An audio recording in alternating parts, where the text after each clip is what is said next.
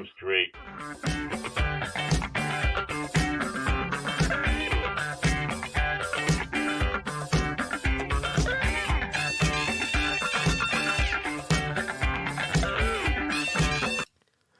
The following content contains adult language and humor that is not suitable for viewers under the age of 18.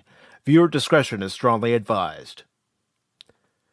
The views and opinions expressed during the following video content are those of the individual and may not reflect those of others. Thank you.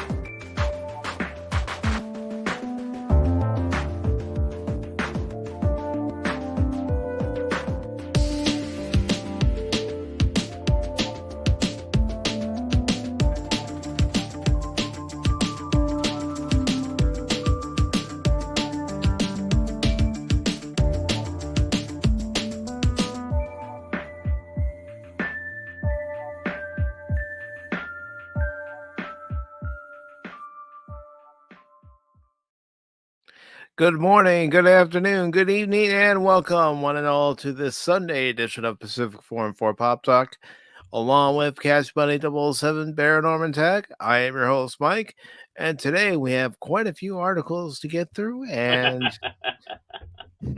I hope Baron is ready to read all the articles we have, all 7 of them. Lucky number 7. But first, we never get to all of them. In this case, Pally boy, we're getting through all 7 of them, Pally boy. And there's not anything you can do about it.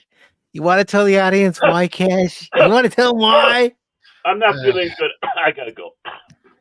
Well, Baron decided to go AWOL yesterday. He was supposed to join us for a stream, and we were going to help his community in State of Decay 2, and he decided to fall in a toilet or whatever he did. So stuck to a toilet. You so think my fat ass can ever fall into a toilet? No. It was the suction of the toilet that kept me on the feet. Got one of those, yes. One of those toilets can happen that can, deal with one of my downloads, and make sure you're off the toilet before you flush. Yeah, we were going to help build his community and State of Decay 2. Make it one lean, mean, fight machine. Yeah, we're going to help him for a few hours, man. It was going to be a fun stream, but nope. Instead, he hears the loud suffering say, "Hey, Baron, is that the Forbidden Donut? Forbidden Donut!" That's right. Every time, man. Every time. Hey, I'm scared of zombies, man. You hear that, folks? He's scared of zombies. Baron Norman Tag is scared of zombies. He's scared, man. Come on, man. I'm scared, man. Help me, man. Help me.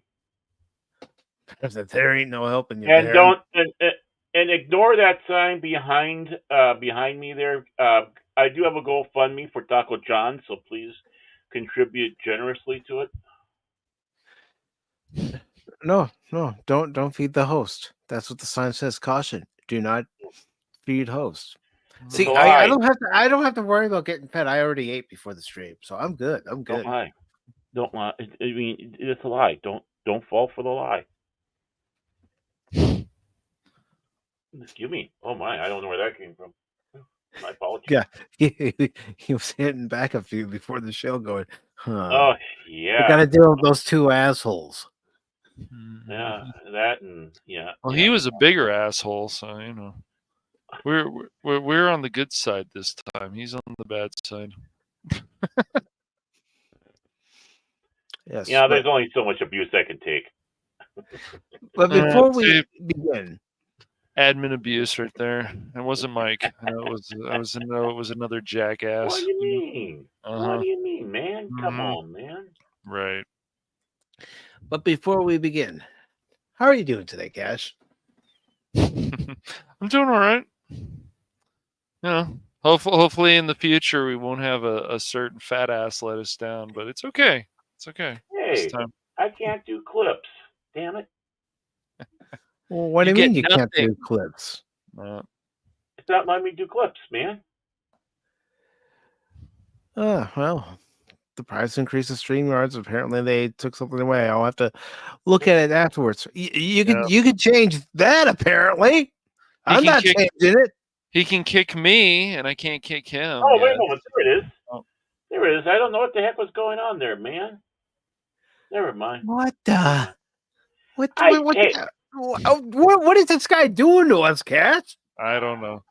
I think you should give me the power next time and take it away from Baron. That's what I think. I don't have the power, guys. I don't know who any of those people are. Yeah. What does this button do, dude? Give me the power next time, Mike. Hook me up, man. You got the. I should revoke somebody's power. Mm-hmm. I think you should for a little while. Yeah. I apologize profusely, gentlemen. I groveled some more. Yes, does he not realize that the three of us always give each other a hard time? And I'm crying well, now. Yeah, well, we deserve to give him a hard time after what happened yesterday. I'm crying. I'm crying now. He even kicked me out once. I should be offended. Does he not realize? Was he not listening when we said backstage? Anytime one of us misses a stream where we don't notify the other person that we're going to miss a stream, we just blatantly miss it. Exactly. That the next Pop Talk, you get to read all the articles. That's Have fun. You arbitrarily came up with that. I had no idea. Well, I'm still crying.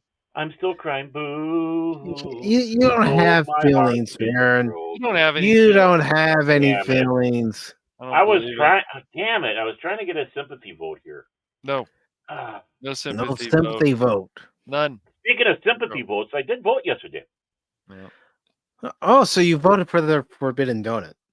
Forbidden Donut 2024, everybody. Well, I had to be unburdened by what has been burdened and needed to go for someone I can identify that grew up in a middle-class household.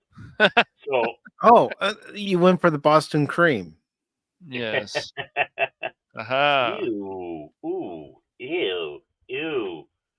Ew. Putting that in association of who I was. Oh, God. No. Oh, so he went to go vote, and then he put pineapple on his pizza. I see. God.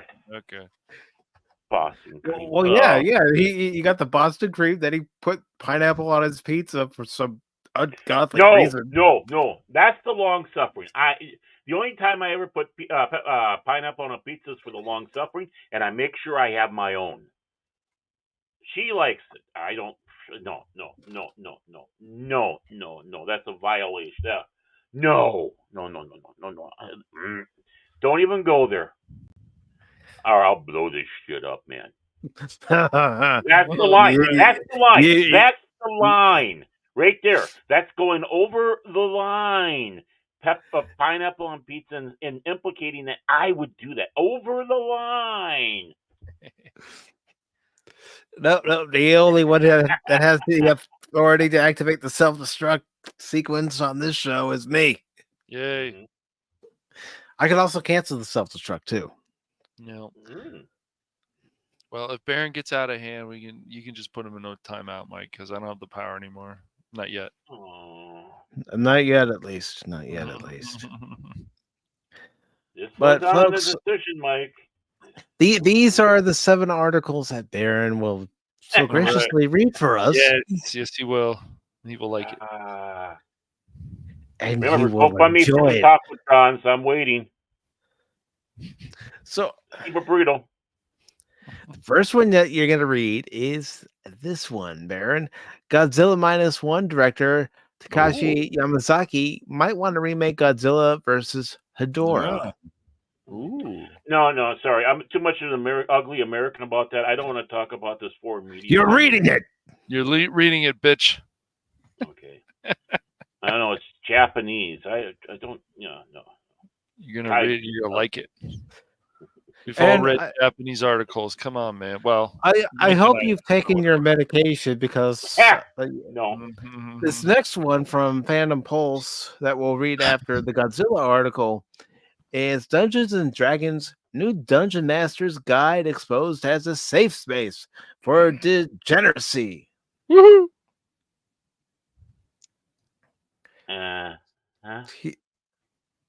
He's speechless.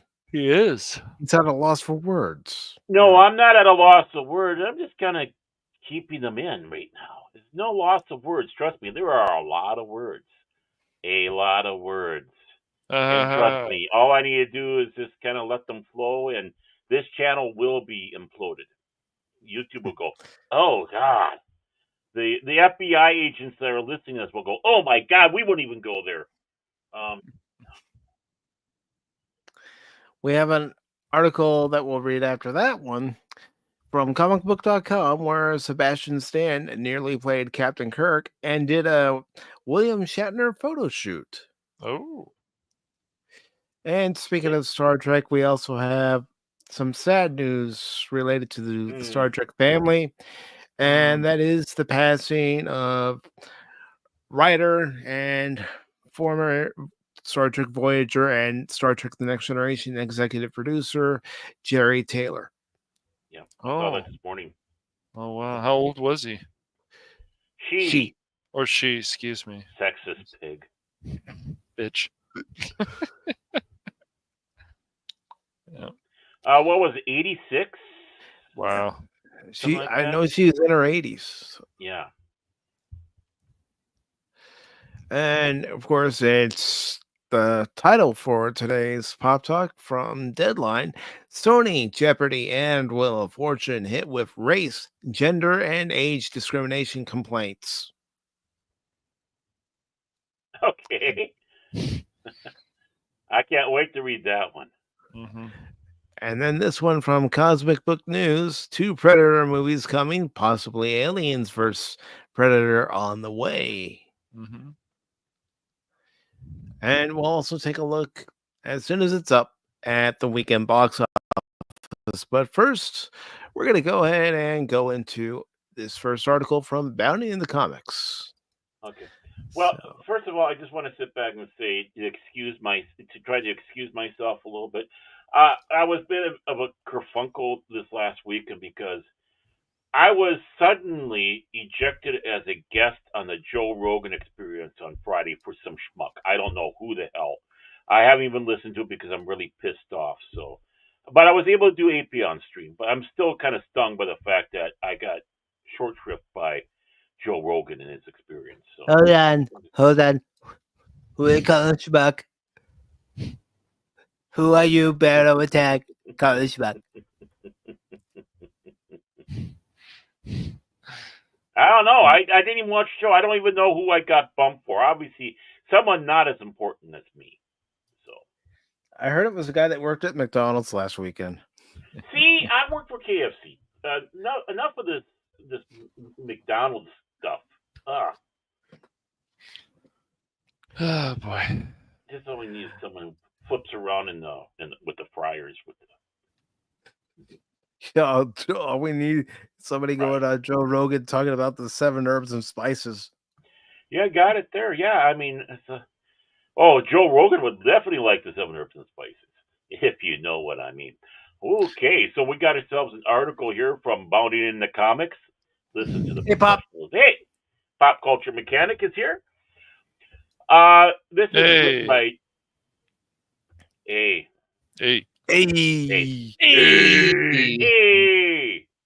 So this is a Bounty and Comic byline by J.B. Augustine with a byline dateline of October 23rd. So just a few days ago, Godzilla -1 director Takashi Yamazaki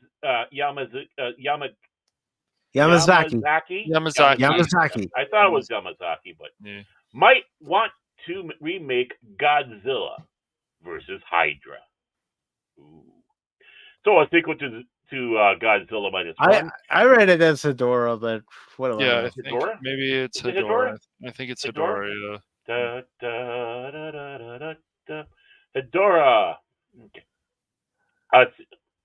A sequel to Godzilla -1 is all but guaranteed after its massive success worldwide and its unprecedented Oscar win. However, with nothing official, the film's auteur guiding force, Takashi Yamazaki, is sowing seeds for a potential season.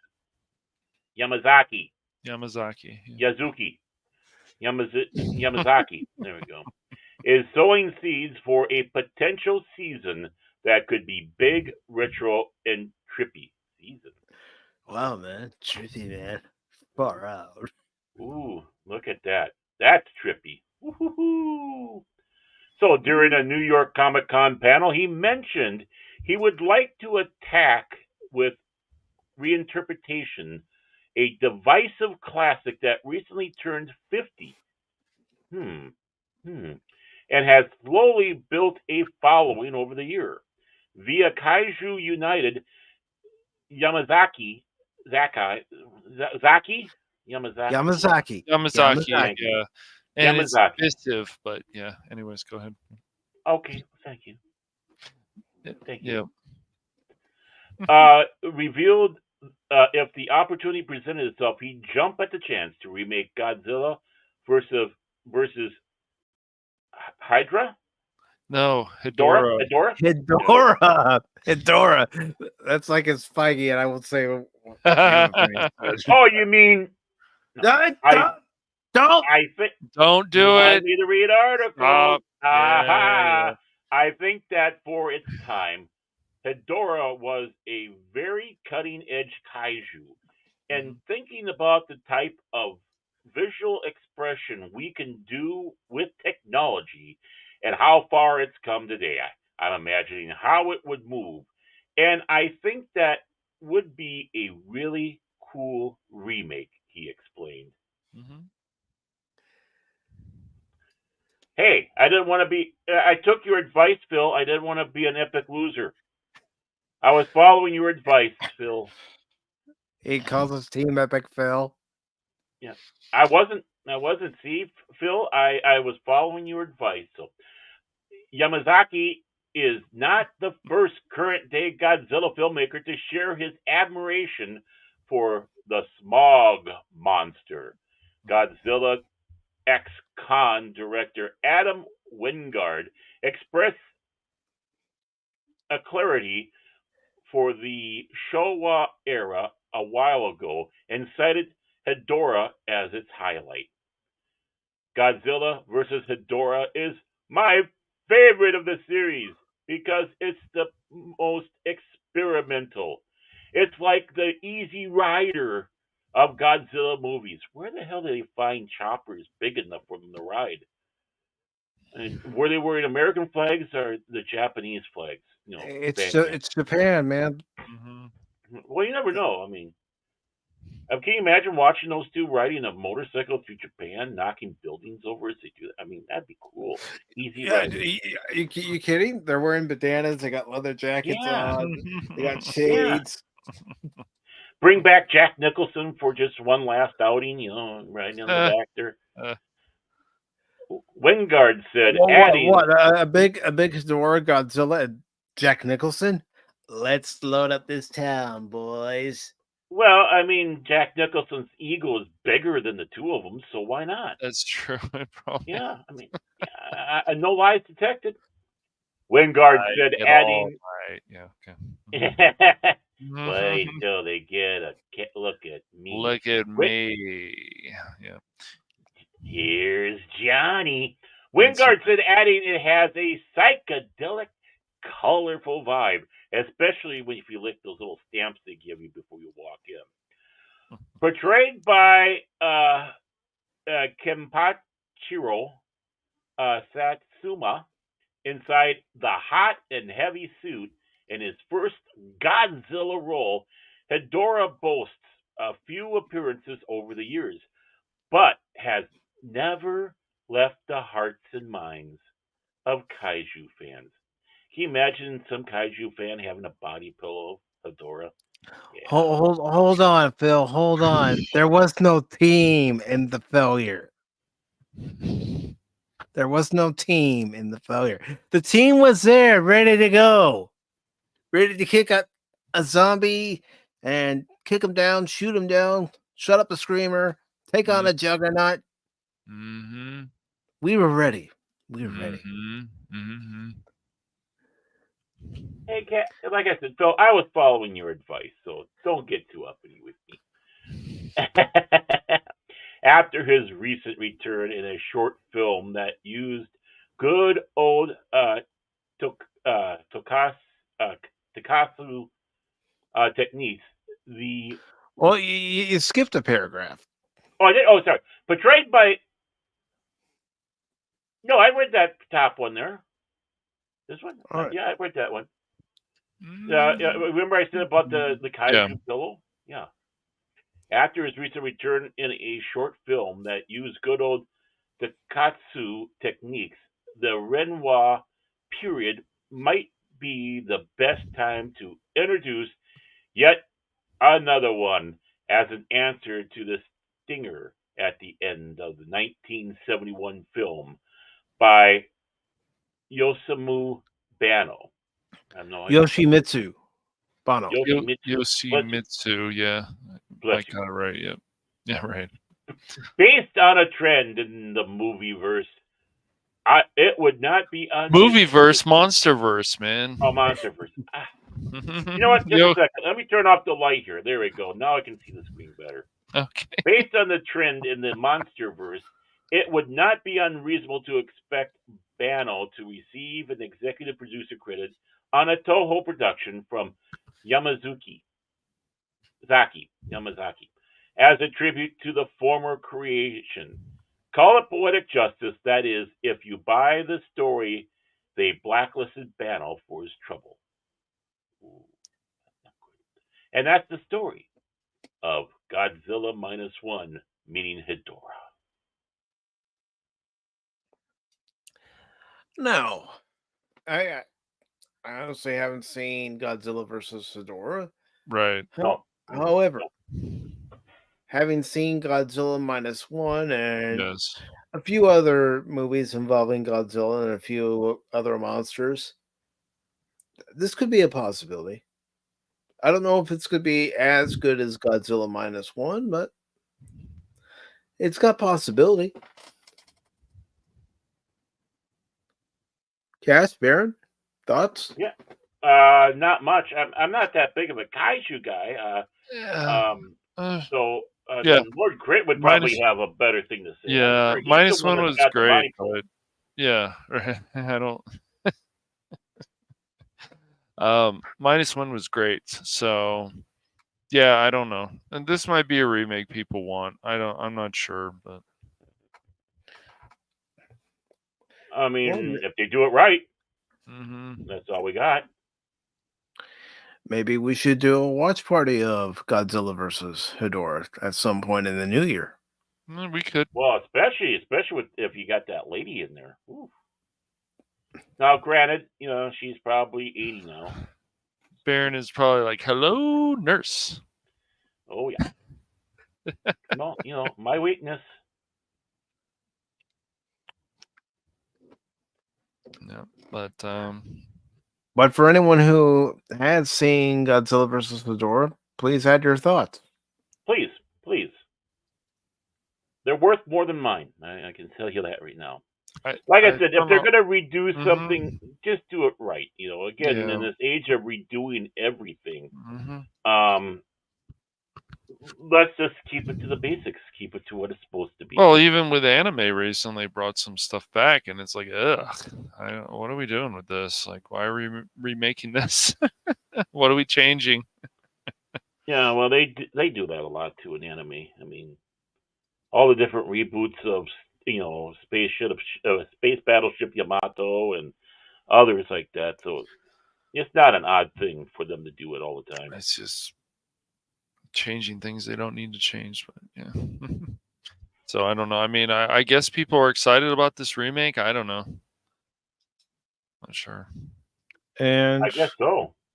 Baron, before you read this next story, I just gotta remind you, sincerely remind you to make sure you do one particular thing For you. One particular thing for your health. I'm serious, man. I'm very serious, man. You know, just take it easy, man. I'm calm. Now you are, but calmer what about when you get into this article? Just listen to the dude, man. Calmer? Take it easy, man. I'm perfectly calm, dude. Calmer than you are. You just take it easy. Calmer than you are. Calmer. I got my nitro pills right here, so yeah, I'm all set. All right.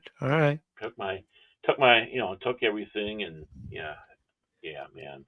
Yeah. You say that now, but Cash and I will be on standby just in case you start going into convulsions and. Well, then guess who does the rest of the?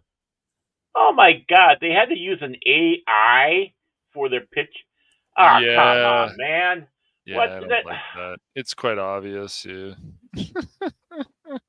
Already, we're not going on a good start here. Yeah. How hard is it to do up? I mean, how hard is it? It's annoying. Really, how? I know. Just have a picture with an actual, yeah. I mean, the way you can tell it's AI. Look at the length of the index fingers.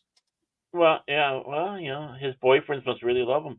And well, look at some of the dice, like that yellow one over there on the map, and which I'm assuming is supposed to be a four-sided. No, there's a lot of Grummies stuff involved in this. I don't know. Baron can. Yeah.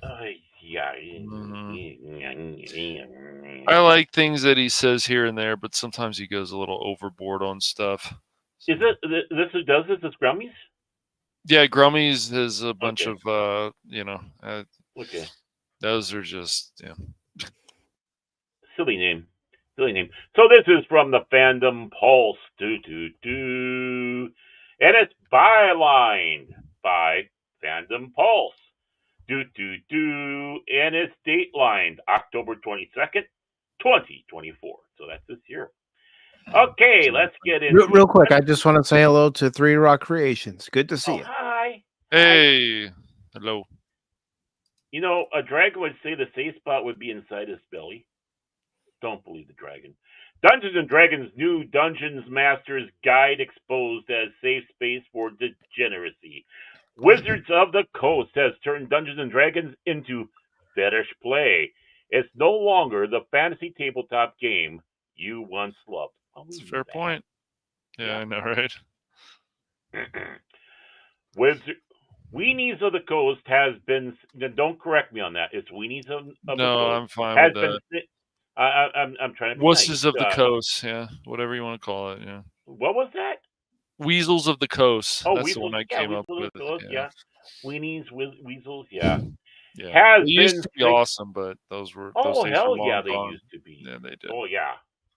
I mean, yeah, about 20 years ago when third edition came out, and now they're.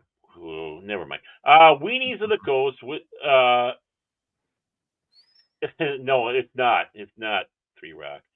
Has been signaling that new edition of Dungeons and Dragons would be a woke monstrosity for the last 2 years. But the new Dungeons Master's Guide shows it's far worse than we thought. They all come pages stuck together from the team relieving themselves on it, if you know what I mean. Baron, stick to the article. Oh, come on. I have to have a little bit of fun. I'm trying to keep it down. The tabletop RPG system came under fire earlier this year with previews of Mexican orcs. Da da da da da da da da da. I still want to have Mike's opinion, Mexican Iron Man opinion about that. Mexican orcs. I've got a feeling he would go off. Do they realize how insulting that is? After these same weenies were the ones bitching and moaning, saying, "Oh, all orcs are is a racist slap at black people." Well, I'm not surprised they're being hypocrites about this whole thing. No, not at all. That's all they are. Okay. We continue on. I'm trying not to. The tabletop RPG. Good? You good, Baron? I'm good. I'm breathing into a bag right now. Excuse me. The tabletop RPG system came under fire earlier this year with previews of Mexican orcs, where they turned the evil orc fantasy race into a bastardization of Latino culture. At least they didn't say Latinx. This came after an executive at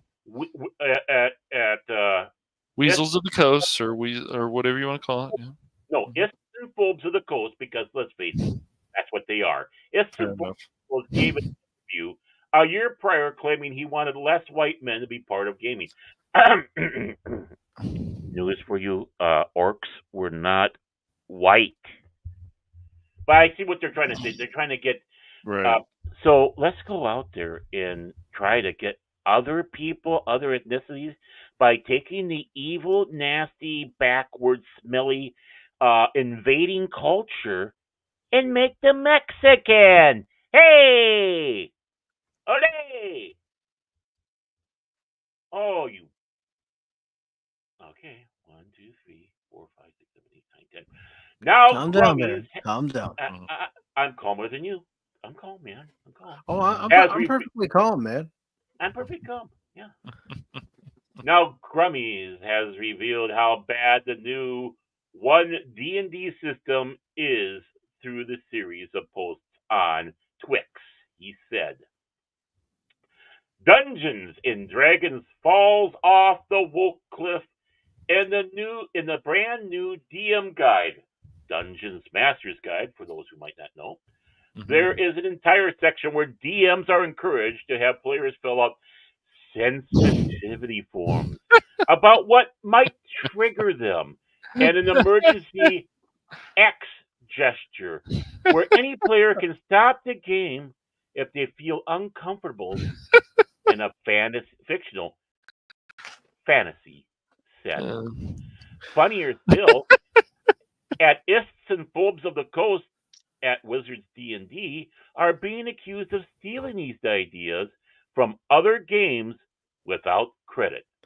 A thread. Well, to be honest, here's what I would ask those working at Wizards of the Coast right now. What would you say you do here? They beat off handless monkeys. Welcome, Padawannabe. Handless monkeys that are addicted to smoking. That's what they do. It's like, oh, time for the monkey beating off time. Hey, maybe we can put that in the next game instead of bears. Now, how dare they do that? How dare they do that? Look at this awesome cover, right?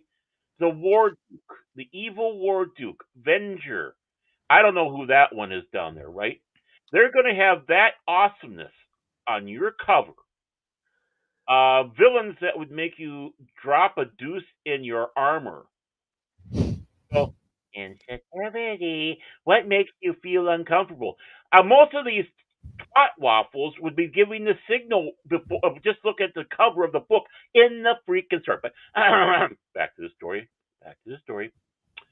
The new DM guide features 2 core tools for player safety, which are nothing more than safety blankets for coddling the perpetually offended and afraid.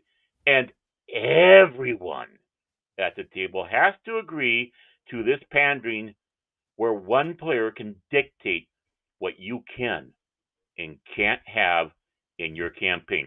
Yeah, in the old days, you know what that was called? The DM. It was the DM. I think the DM decides through the rules what goes and what doesn't, but yeah. Right. He might have a discussion with the players, but... Phil? Yes. Phil? Talk to Wizards of the Coast. We're not the ones that are calling them Latin. Right. I am curious. What do you have to roll to crap your armor? Anything under 20. Okay.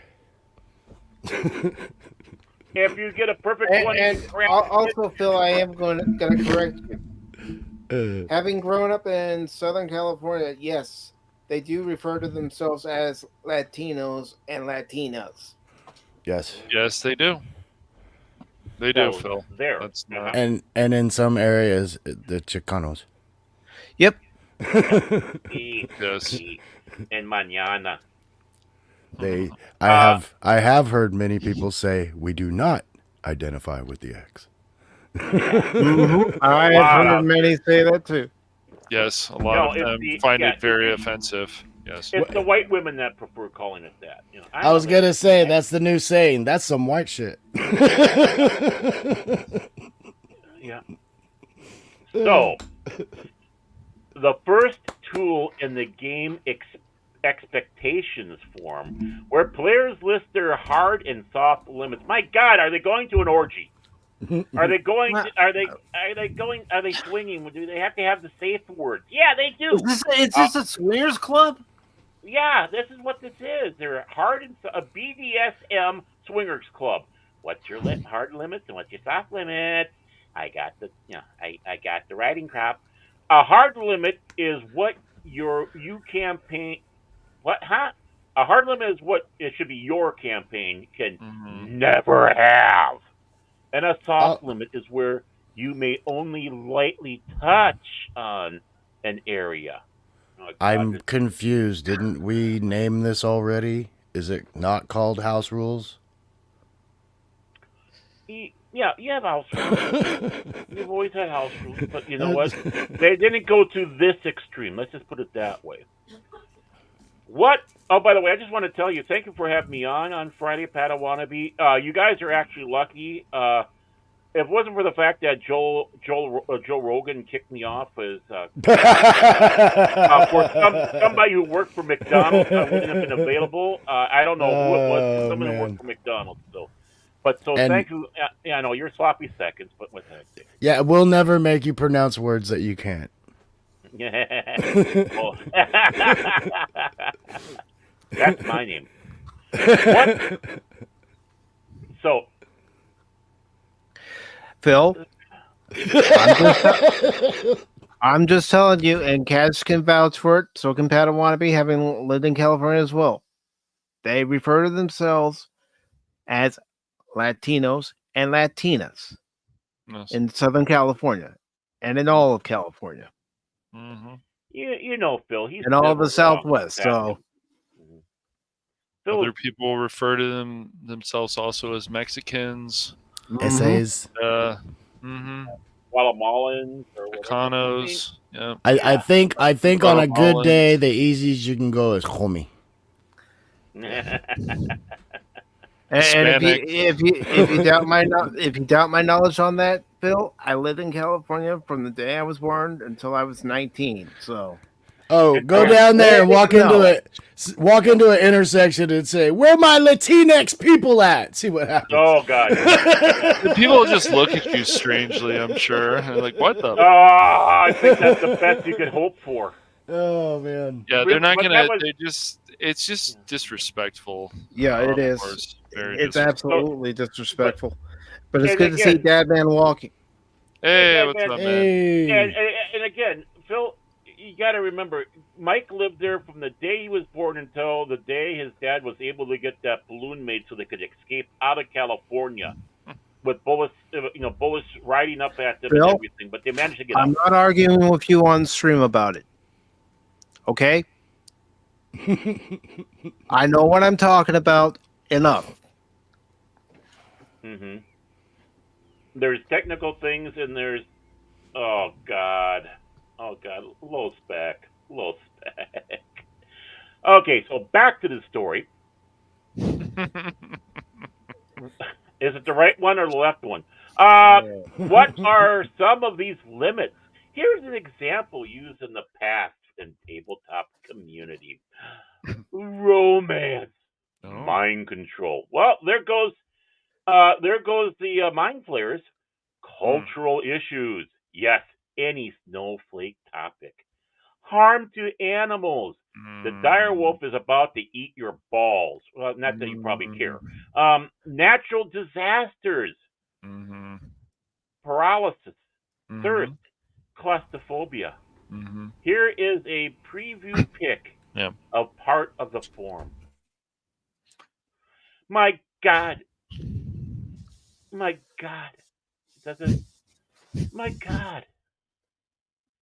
The second tool that the DM guide wants you to use is an emergency snowflake break,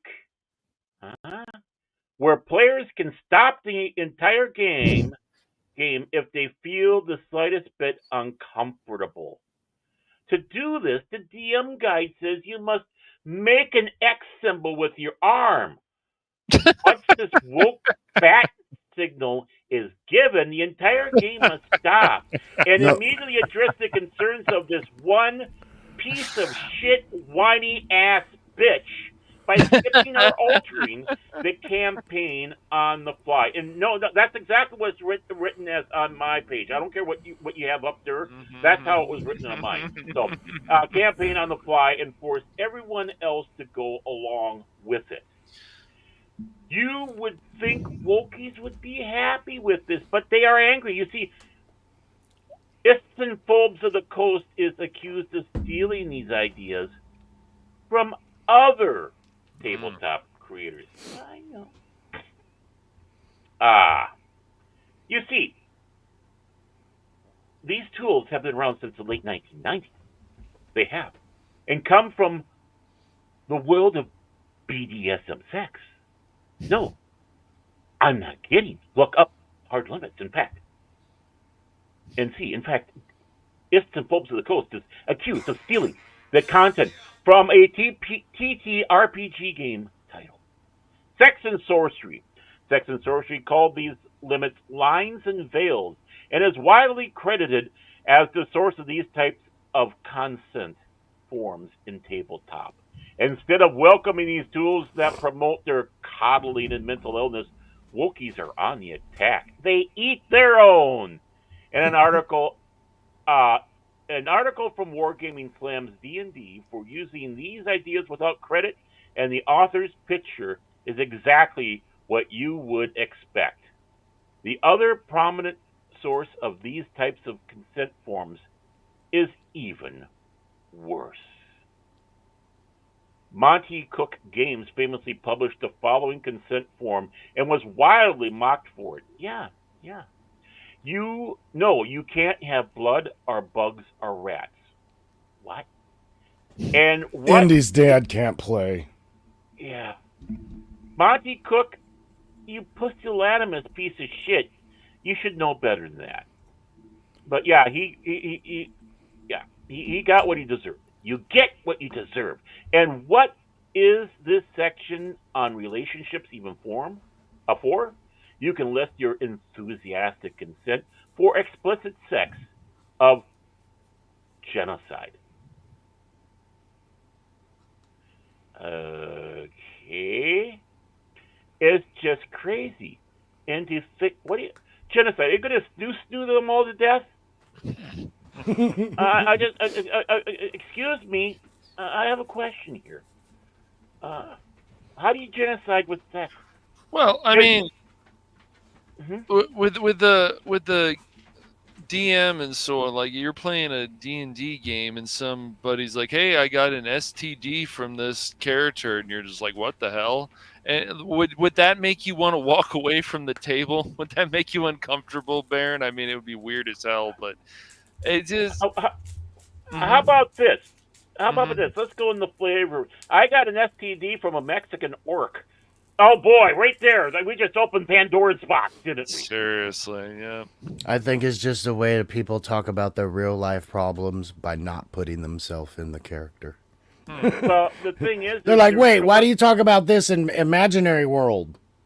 I don't want to know what you talk about in real life world. About the same. I mean, when somebody told me that months ago, and I was like, would that make me want to walk away from the game? I would just be like, what the hell, man? Like, and really? What does that give you? Like -6 every few steps? I don't know. Like your Riz goes down?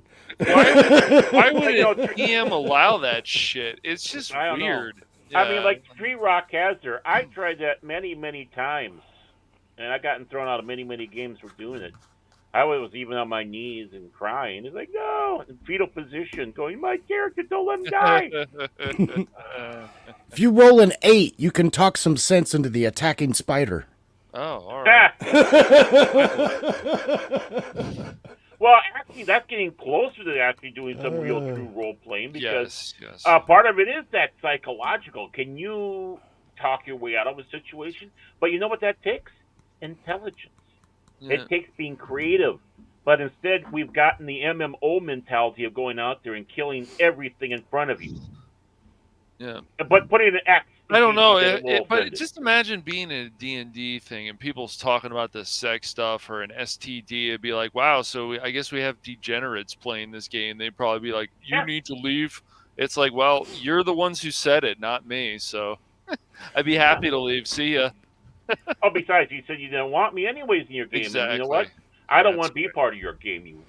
What do you guys? That's the problem with a lot of these companies now. They're telling us they don't want us part of their fandoms. Fine, I'll go find a new fandom or create my own.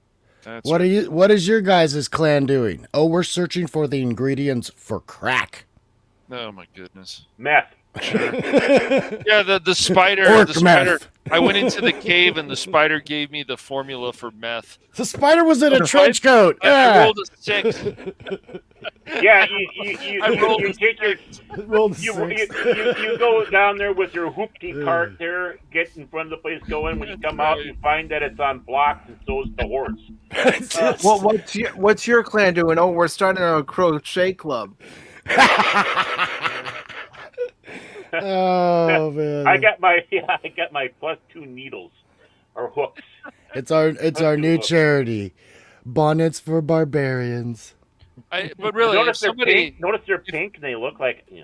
If you're playing a game and somebody's like, "Yeah, this person got an STD," but after rolling this dice, and you're like, okay, so that means then I'm gonna get some meth. I'm gonna buy some meth from the spider over here. So I hope that's okay, DM. I mean, if you're allowing this, I hope this is fine. Just to mock these people. He got STD. I'm gonna steal all his hoes.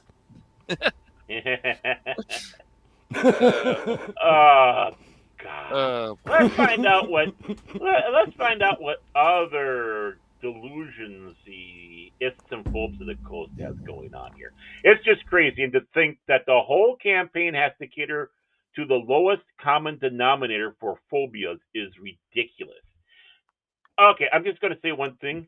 This is one of those games that helped in those issues. That's why you have these Camille games. That it's supposed to help build people up.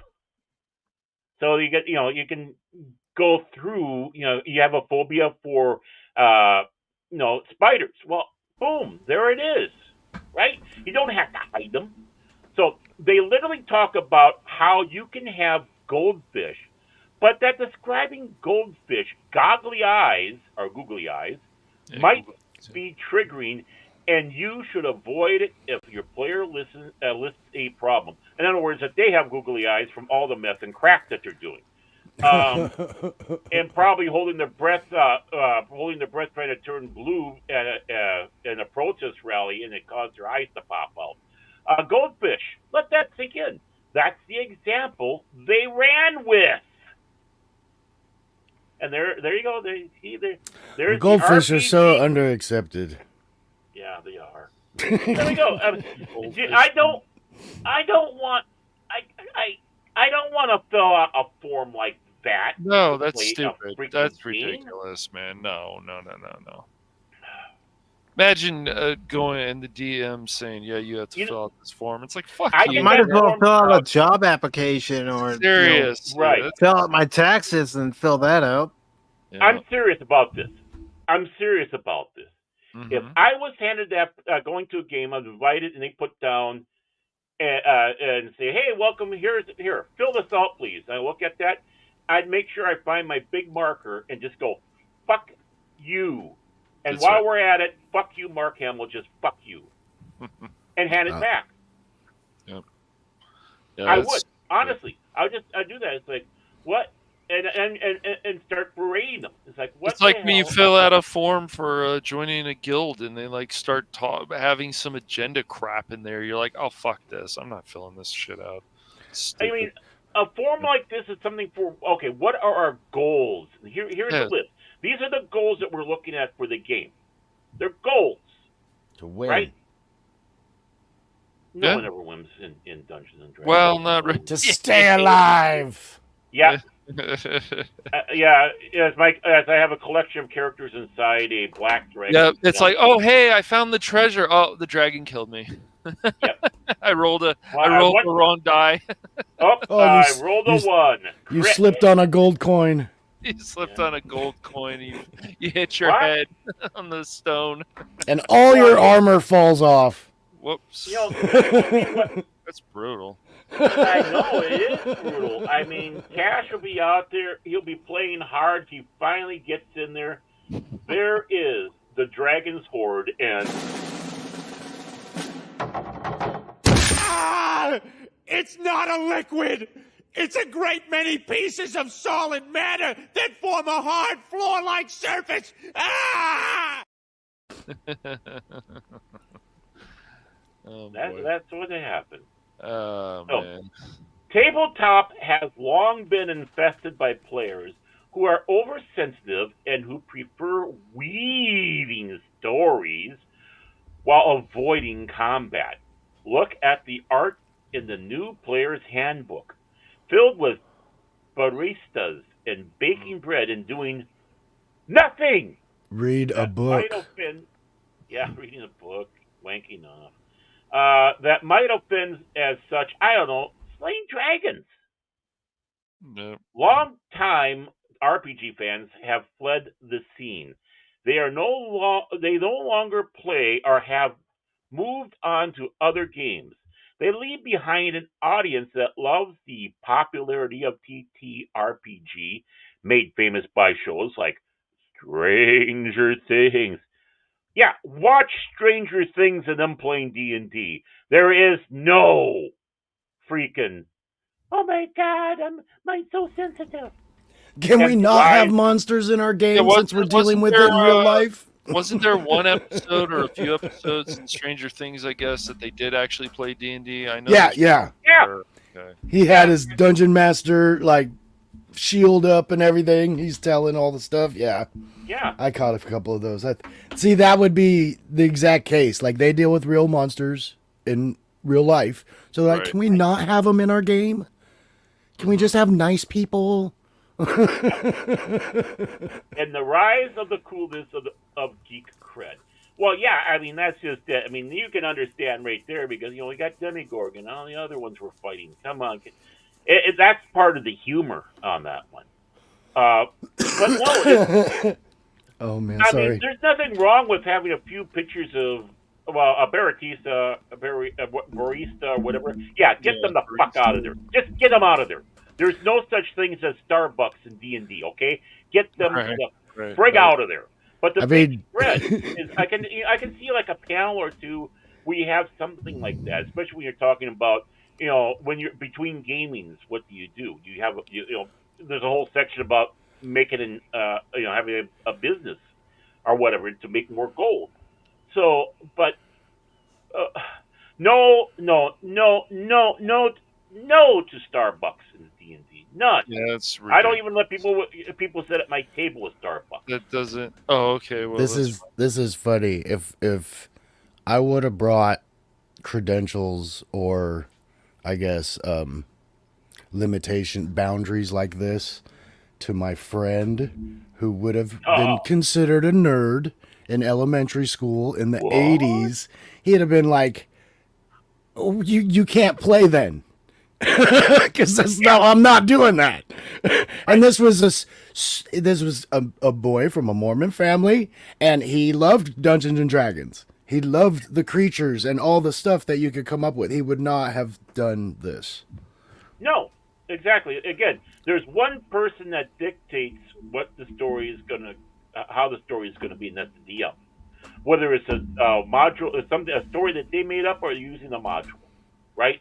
Mm-hmm. And then obviously you talk it over with your players, and a player can suggest things, which is again going into the house rules area. Can I just run away? Yeah. Oh yeah, you can run away, but you get eaten by an owl bear. In fact, most of the people following D&D by watching shows like Critical Role don't actually play and outnumber the actual players. I don't watch it. Just like the amount of Overwatch fans that are fans of the characters and see Rule 34, but don't actually play themselves. They invade our hobbies, they took them over, and now this is the end result. D&D has fallen.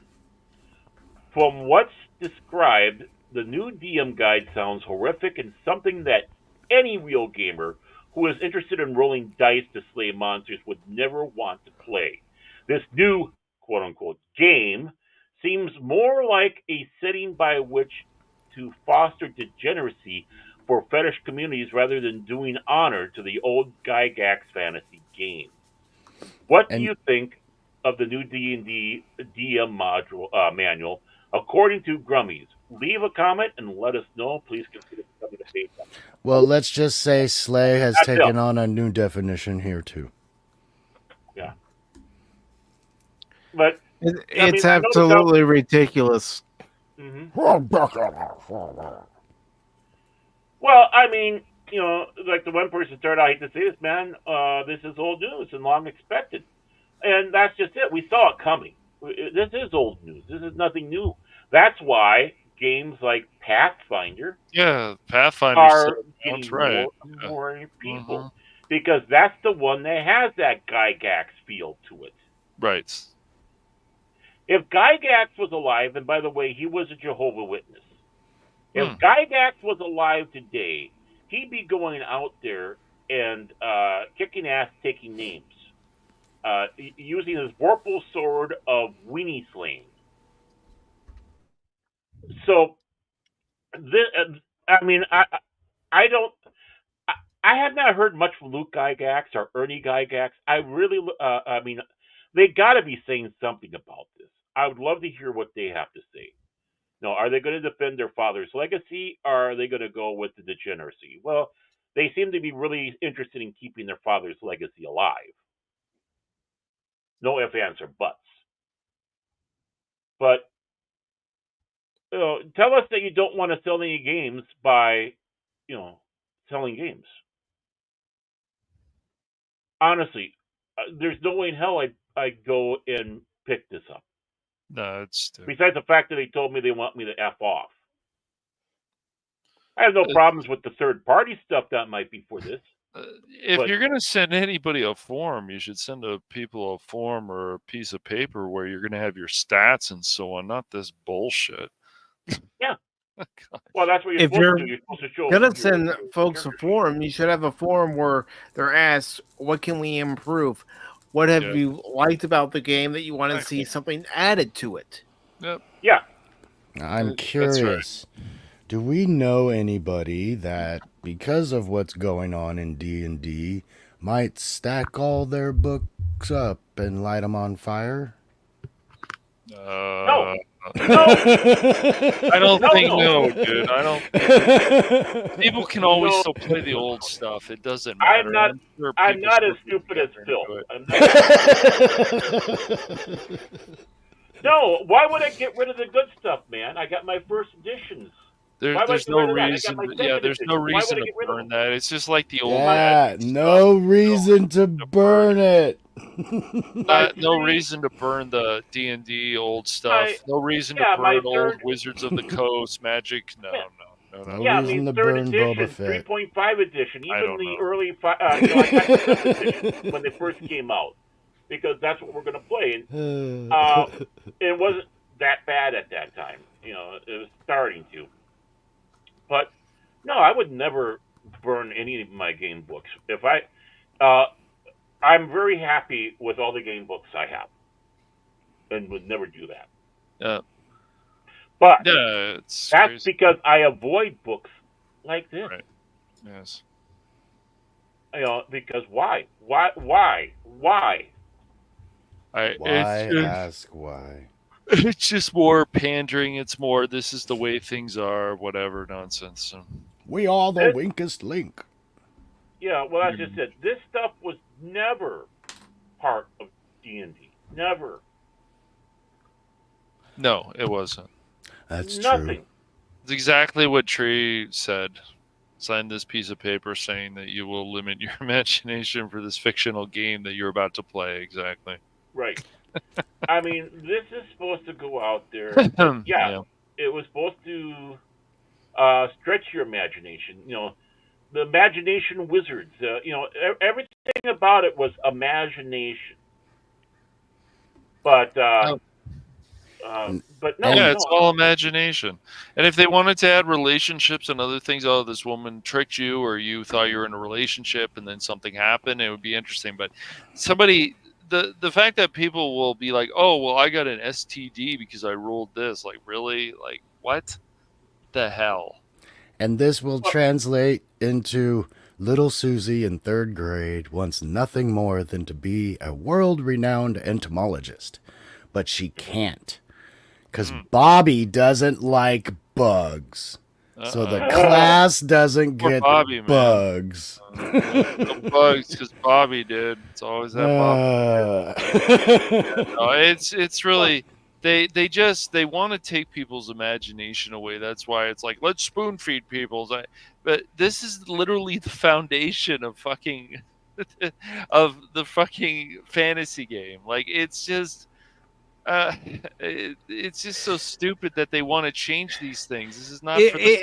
It's so stupid that they want to take away imagination. Yes. Mm-hmm. That's because they don't have any. They don't want to find imagination. They want to just be like, this is the way things are. It's like a punishment. They turn D&D into a punishment. It's stupid. How dare they make us think less? Yeah. They make you think less. It's a punishment. It's stupid. They want you to think less. That's the thing. And that's the problem with pickleball. Fucking pickleball. That's a poor version of tennis, but that's a whole other story. Yeah. And a lazy version of ping pong. That's fair. I mean, you almost gotta put a disclaimer in front of it to let people know that. Many Wizards of the Coast game designers had severe damages to their penises because they kept on slamming it inside the book that they're doing. Derogatory free zone. STDs accepted. Yeah. Mm-hmm. I mean, it just, this is ridiculous, and it's D&D was one of those things that helped got people into fantasy in yes, fiction. Like, of course. It obviously was. People who might not have been or whatever and pressured into it's like, this is great, man. But now, what do we have? We have these people going out there, like I said earlier. I mean, they're the ones that are being the biggest racists. Let's make Mexican orcs. My God. God, how offensive is that? Next, we're going to have games where they have no consequences. Yeah. Well, they already do. They already do with this. If you do your questionnaire outright, there won't be any consequences. Stupid. There'll be sunshine, lollipops, and unicorns. Mulligans and D&D. That's what they want. They wanted to make it the perfect ideal fantasy world for them, where there's no violence, where anything that was ever created in the history of D&D or any fantasy board game is changed to meet the current narrative. They don't want things where an orc's going to say, all right, or a goblin or an imp or something like, if you do this, I'm going to cast a spell on you. If you roll this and so on. They don't want that stuff. They like Mike just said. They want it where everybody lives happily ever after. That's right. If you want a board game like that, create a board game like that. It's called Chutes and Ladders. Yeah. Choose Your Own Adventure needs to make a comeback. If you want to change the narrative, just skip ahead and go, I don't like that part of the story. Why always die in 10 pages? Well, yeah, they don't want creativity because they lack creativity. So they can't even make things creative. No, yeah, because their narcissism won't allow them to be more creative when they should be. And I tell you what, they are all nice and peaceful and want to have a nice, peaceful game and no violence. And wait until the one guy shows up with a red hat, and then watch it all of a sudden become violent. And inside the game, the biggest PvP you got going on because every one of them is trying to take out your character. Oh yeah, they would. I agree with that, definitely. Mm-hmm. Yeah, where PvP has always been, unless agreed to with terms, frowned against. They taking out your character? Like, where they going? Is it a nice place? They gonna have drinks? Yeah, sure. D&D, where orcs and dungeon masters live together, go to the beach and get a suntan together. Your orky tusks are so beautiful. Well, yeah, I mean, I just couldn't imagine being with some of these, we'll call them more modern audience fans or whatever, or just more modern fans, where they're just like, where they want all this sex stuff and all this weird stuff, and you're just like, what the fuck is this? Yeah. Yes, your orky tusk. And then they give you a form that you need to sign, and you're like, the fuck with this shit? I'm out. Yeah, well, you people are idiots. Me, what I'd sign on there, and I would. Your orky tusks look so divine in the moonlight. Sing me a song, your people.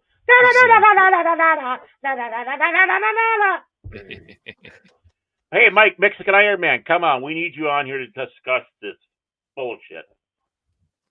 Hey, if my blood pressure goes up, your blood pressure can join me too. Okay? Are you an orc? Is your skin dry and flaky?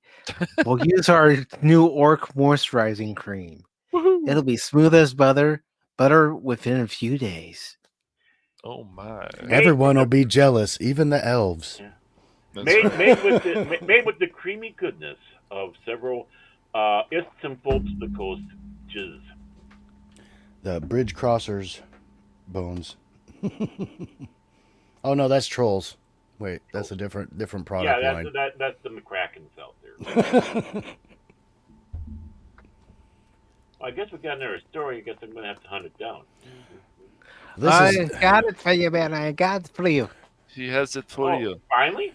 Okay. If shush. I have to say, if we on our first generation of gaming whined and complained that the games were too hard, or I don't like the way they make me die, and our parents would have thrown our Ataris out the window. I don't want to be. Something did complain about how hard the games were. You know what we had to do? Deal with it and try to beat it. Okay, that's why all those and I kind of agree with the idea of pixels. Like, up to a point, they were old arcade games, and then they had to modernize them, and they're not the same games anymore. Nope. You should playing Pac-Man. You should not be able to pass through a ghost occasionally. I mean, why do you think I'm so stubborn when it comes to playing a game? It's because I grew up in a generation where they didn't have easy mode at first. You don't quit. You break a controller, you buy another one. You're a masochist without a safe word. That's why. Ha ha ha! Hardy har har. Oh. He's trying to do the X and it's not working. What? I still say games cheat. The game cheats. Oh yeah, I would say that. I would say that when I first started playing the game cheated. They cheat. It cheats. They're smarter than you can imagine. They really are. And what's even worse is when you have DM smiling at you after you say you're going to do something. I want to see these old school arcade high score type games come back and just see an anxiety breakdown on television. Just passing out at the cabinets. I can't do it. Can't do it. Hey, Patty, I want you to do something. I want you to do something, Patty. What's that? I want you to go on YouTube sometime and look up Starcade. Like arcade, but it starts with a star. Mm-hmm. And I want you to look it up, and I think they have every episode except for one that's lost on that old show? Yeah. Okay, yeah, cool. It used to be on TBS. Yeah, I remember there was something like that. And I remember they even had like when they made the movie with Fred Savage in it. Wasn't there something like that on like real TV? Like a real championships or something that they were holding? I think, yeah, they had championships, yeah. I don't think it was Starcade, though. No, but I'm just saying, like any of the Arcade old stuff. You could almost say was an inspiration for the movie The Wizard, especially near the end of The Wizard when, they're at that competition and they're playing Super Mario Brothers 3, and for a lot of us, that was our first look at Super Mario Brothers 3 because of the movie. Yeah. Yeah, I want to say that was near, like, premiere type stuff because a lot of people hadn't seen that game yet. I do remember that. And Starcade was the same thing. They would show games that were going to get released. So even the kids didn't really play it until they got on the set. I mean, they played a little bit before the show just to get the bearings, but yeah, it's like you never saw these games unless, of course, you saw the magazines that were doing the promotion or whatever, but this was your first chance to really see them in action. I mean, how many out there can remember picking up either Electronic Gaming Monthly or even GamePro, where they would give a preview of the game, and in the magazine, it would tell you how far the game was to completion, and if there was a release date scheduled, it would have that release date in there. But if they weren't sure when the game was actually going to release, depending on its development process, it would have it to be announced. Those were some of the first magazine subscriptions I ever got. Like Game Informer and GamePro, like what exactly? EGM? Yeah, dude, EGM was such a good magazine. Nintendo Power, I mean, I had a subscription to that at one point. And EGM, that was the one, wasn't it? It was super thick and super large. Like it was way bigger than a normal one. It was That's what she said. She likes the Power Glove. Hey, that Power Glove. Power Glove. So bad. It helps you go through time. Did you guys see I forget what it was actually called, but there was a movie about being in the 80s with being kids with the video games, and they had one of the kids on the block would like invite people in to play games, and then he would just play the games the whole time by himself, and he got the Power Glove, and they're like, and we all realized that the Power Glove sucked. Yeah, I remember so that. Funny, so funny. Yeah. And then this kid who had all this clout all of a sudden doesn't have it anymore, and then a girl beats him at some game. Well, I can remember a friend of mine when I still lived in California. He had the Power Glove, and that was actually the first time I was able to land the plane on the aircraft carrier in Top Gun with the Power Glove. That's so funny. I just saw Batcave do that a few weeks ago. Yeah, he had a bear of a time. Probably like his 7th or 8th try, and then he finally gets it. I remember that exact like feeling. You're like, oh, I didn't do it again. Wait, what's happening? Oh my God, I did it! You're looking at the prompts. It's telling you speed up, slow down, up, down, left, right, up, down. And then it doesn't ever tell you you're doing it right. it just cuts screen and you're like, oh, I died again. And you don't die. And what was funny, the first time I did it on controller, my dad was watching me, and my dad had been trying to do it for a while. That's so funny. And I actually landed it for the first time my controller, and he looked at me like, show me how to do it. That's funny, because that would have been a game that, like, adult men would have been like, oh, what's going on here?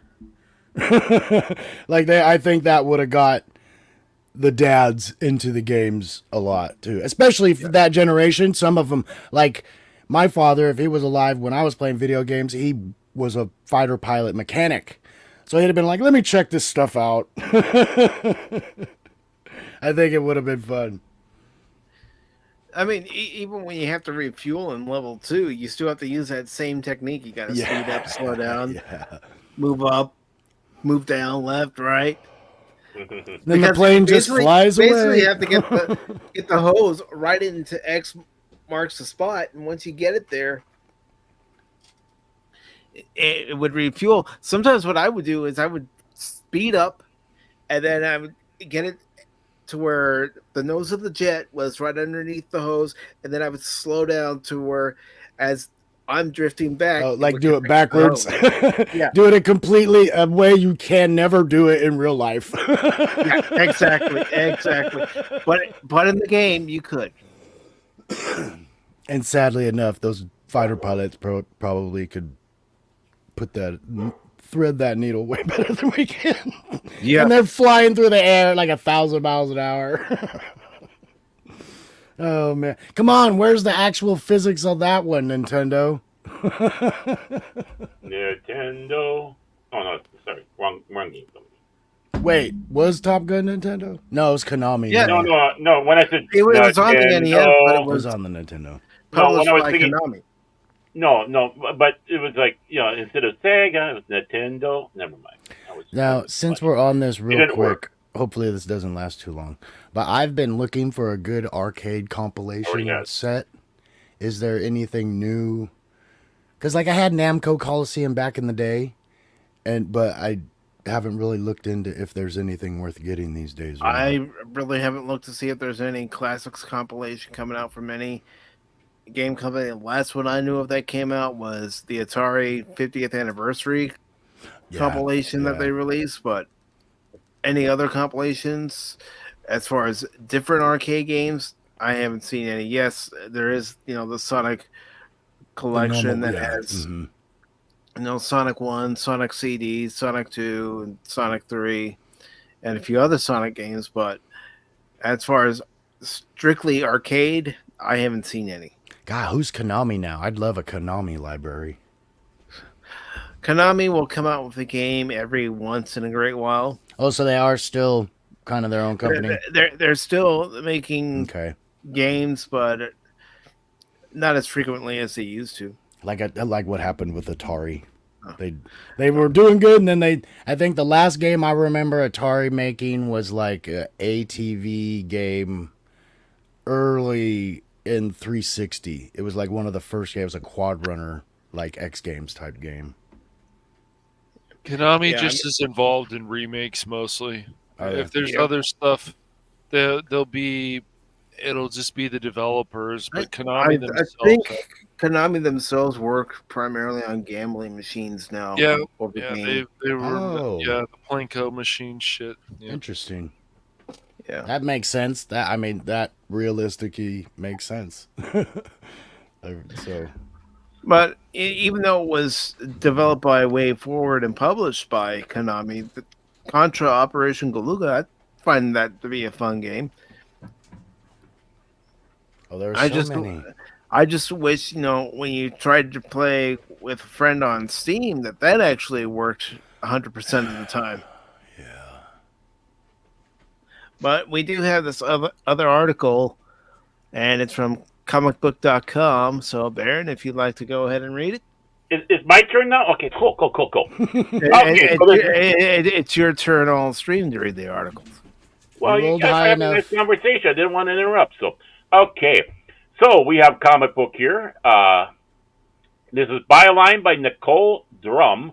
Hi, how are you? Sebastian Stan, and this was dated on the 24th of this month. Sebastian Stan nearly played Captain Kirk and did a William Shatner photo shoot. The Marvel star really wanted to play Captain Kirk. Sebastian Stan may be a household name in no small part due to his role as Bucky Barnes in Captain America, the Winter Soldier, but he almost was connected to a very different captain, Captain James Tiberius Kirk. During a recent appearance on Happy, Sad, Confused, that's me right now, all three at the same time, the Marvel star revealed that was very close to playing. I'm sorry to interrupt, but this is the second article where they need the editor to look at it and say, you need to say that he was very close. Yeah, exactly. The editor, or make sure the AI is staying on. I thank you, Mike. I was wondering if I was going through a small stroke there.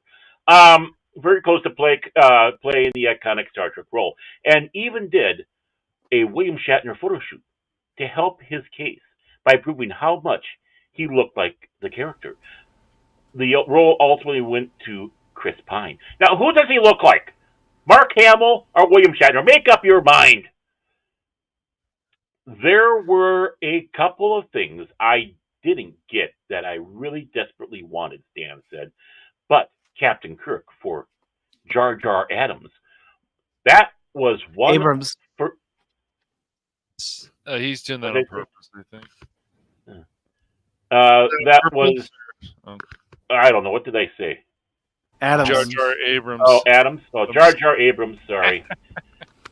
Because I'm happy, confused, all that. So, that was one of the first I got very close to. He got very close to Jar Jar Abrams. I remember I was really, really close. And I remember I had a screen test with Abrams at Paramount. How many times can you see Abrams? And my manager had me do a separate photo shoot where I would try and replicate all these William Shatner pictures just to send to him, see how much I looked like him. But I didn't get it.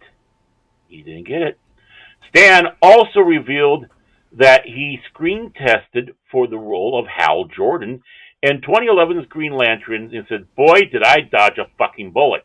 Though upon seeing who else was there testing for the role, included Ryan Reynolds, who ultimately landed it, Stan said he knew it wouldn't be one he'd book.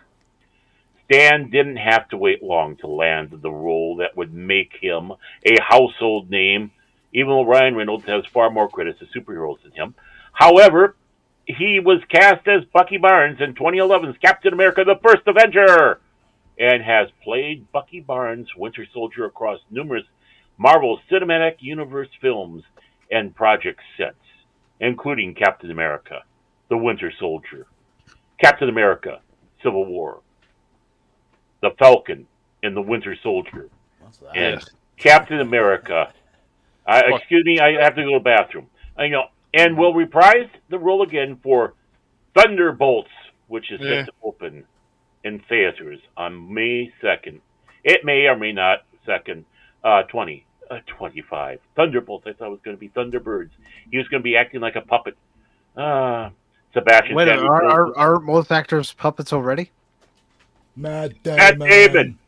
Matt Damon. Matt Damon.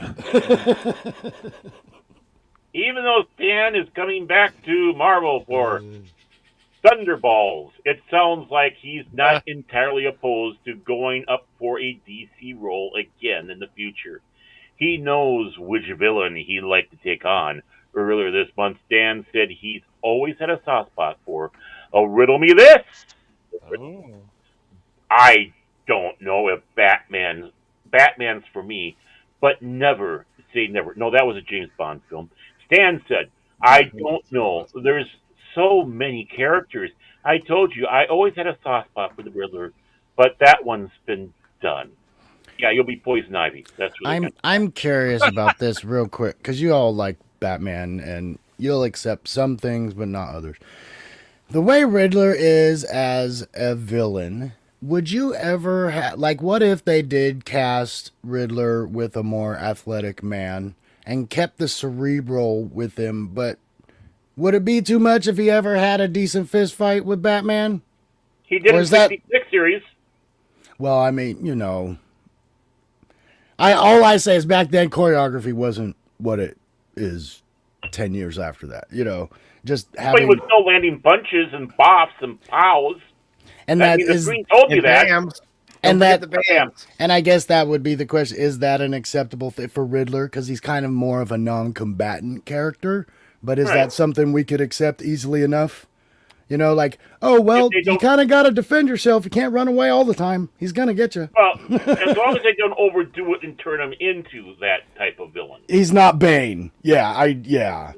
Keep him that way. Like, him being so smart. Maybe he's really good at, Batman tries to throw a punch and he just slips it. He's like, you'll never touch me, Batman. I'm too smart for you. Right. You're telegraphing. Yeah, to Batman. That'd be awesome.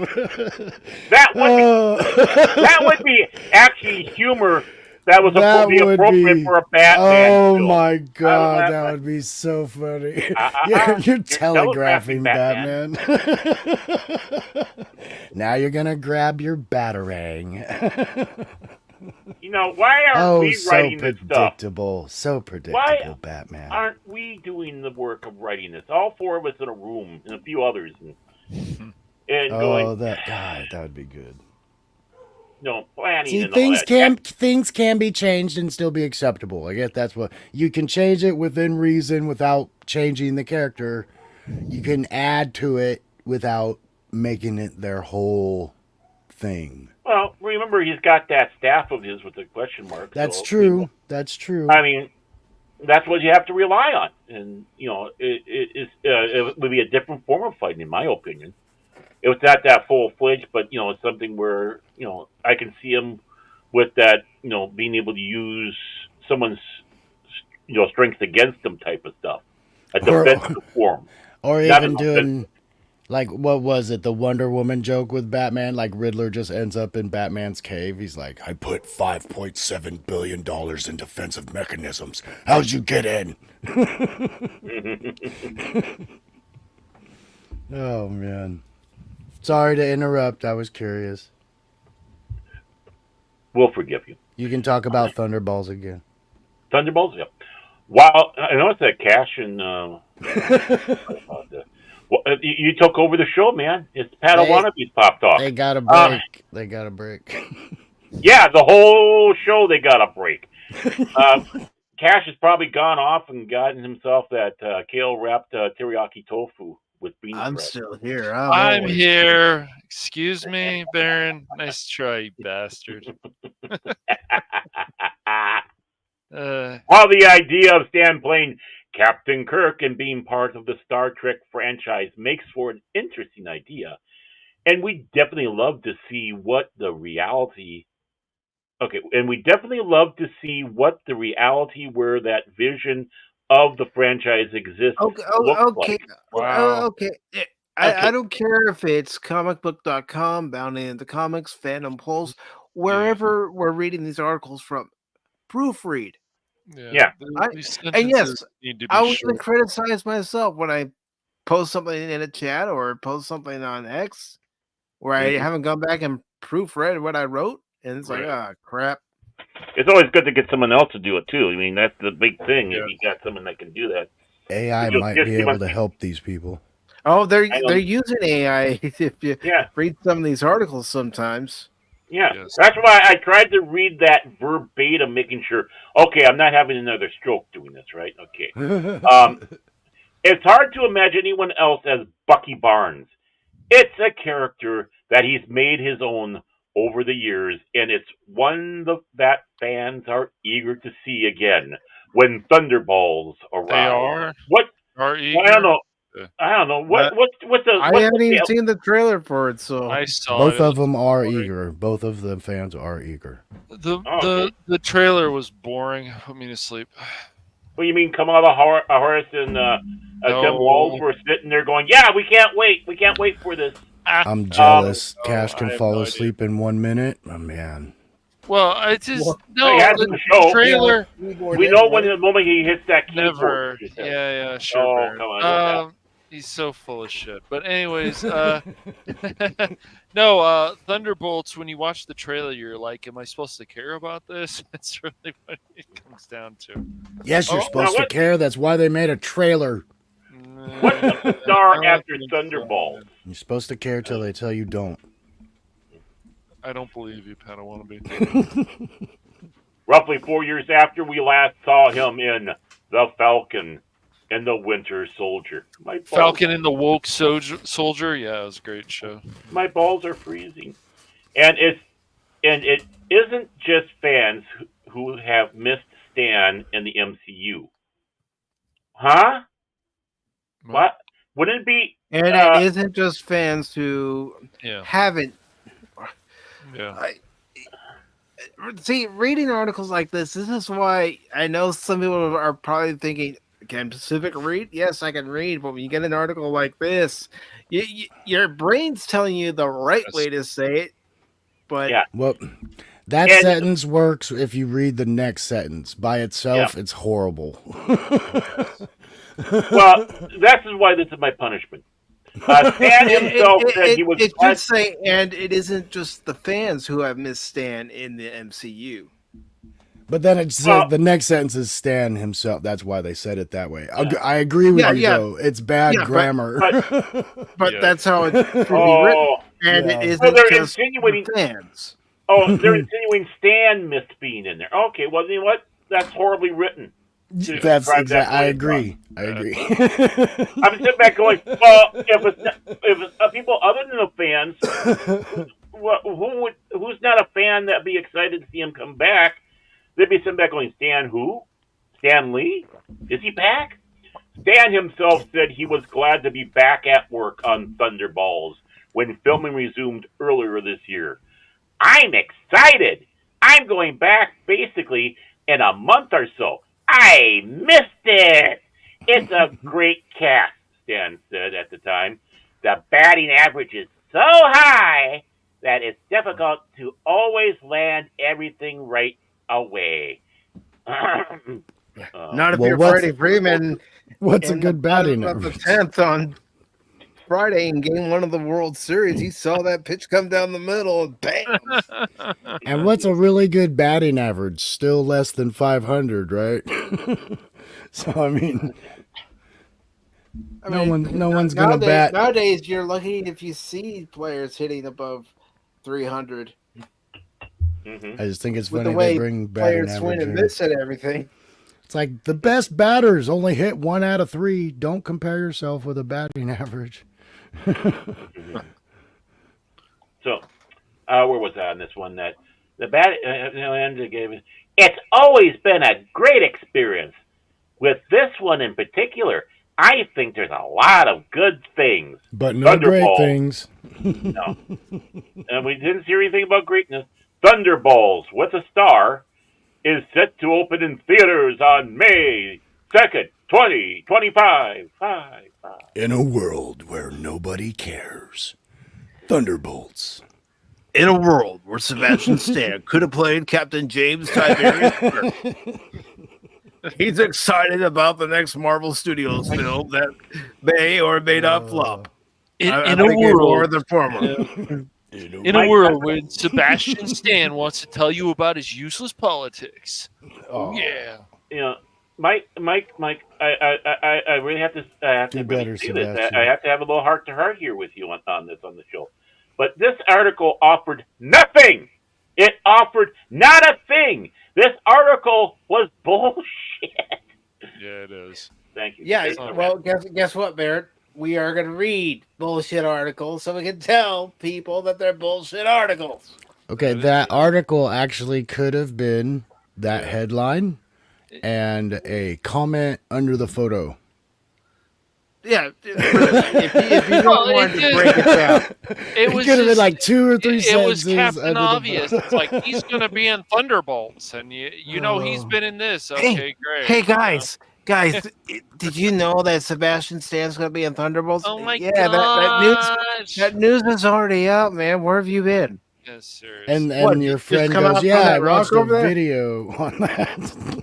Well, Nicole, read something? The byline, Nicole, is even misleading. It's like, oh, he did a Photoshop shop with Shatner. It's almost like it's implying that he and Shatner, did a photo thing together, so he could use that as proof. See, look at me and Bill. And I have to say, if Sebastian Stan doesn't shave completely clean in those pictures of Kirk, then no, you're not even going to get it at all. Mm-hmm. And it's good to see you, Ron, who says, reading. Yeah. WTF. I come here so I don't have to read this crap. No, we just make Bear do it. That's right. Yeah.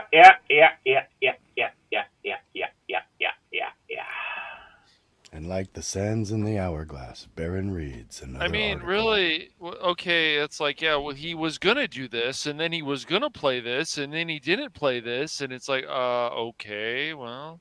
Thank you for giving us a list of your failures. Yes, sir. That's what's crazy. I tried out I didn't get role, and I didn't get Hal Jordan in Green Lantern. I didn't get Captain Kirk. No. Okay, well, guess what? All right, well, then. Like in baseball, you're going to strike out. You're not always going to get a hit. Comic book was excited. Oh, he could play the Riddler. Oh, he could do this. He could do that. It's like, okay. I know why this article came out.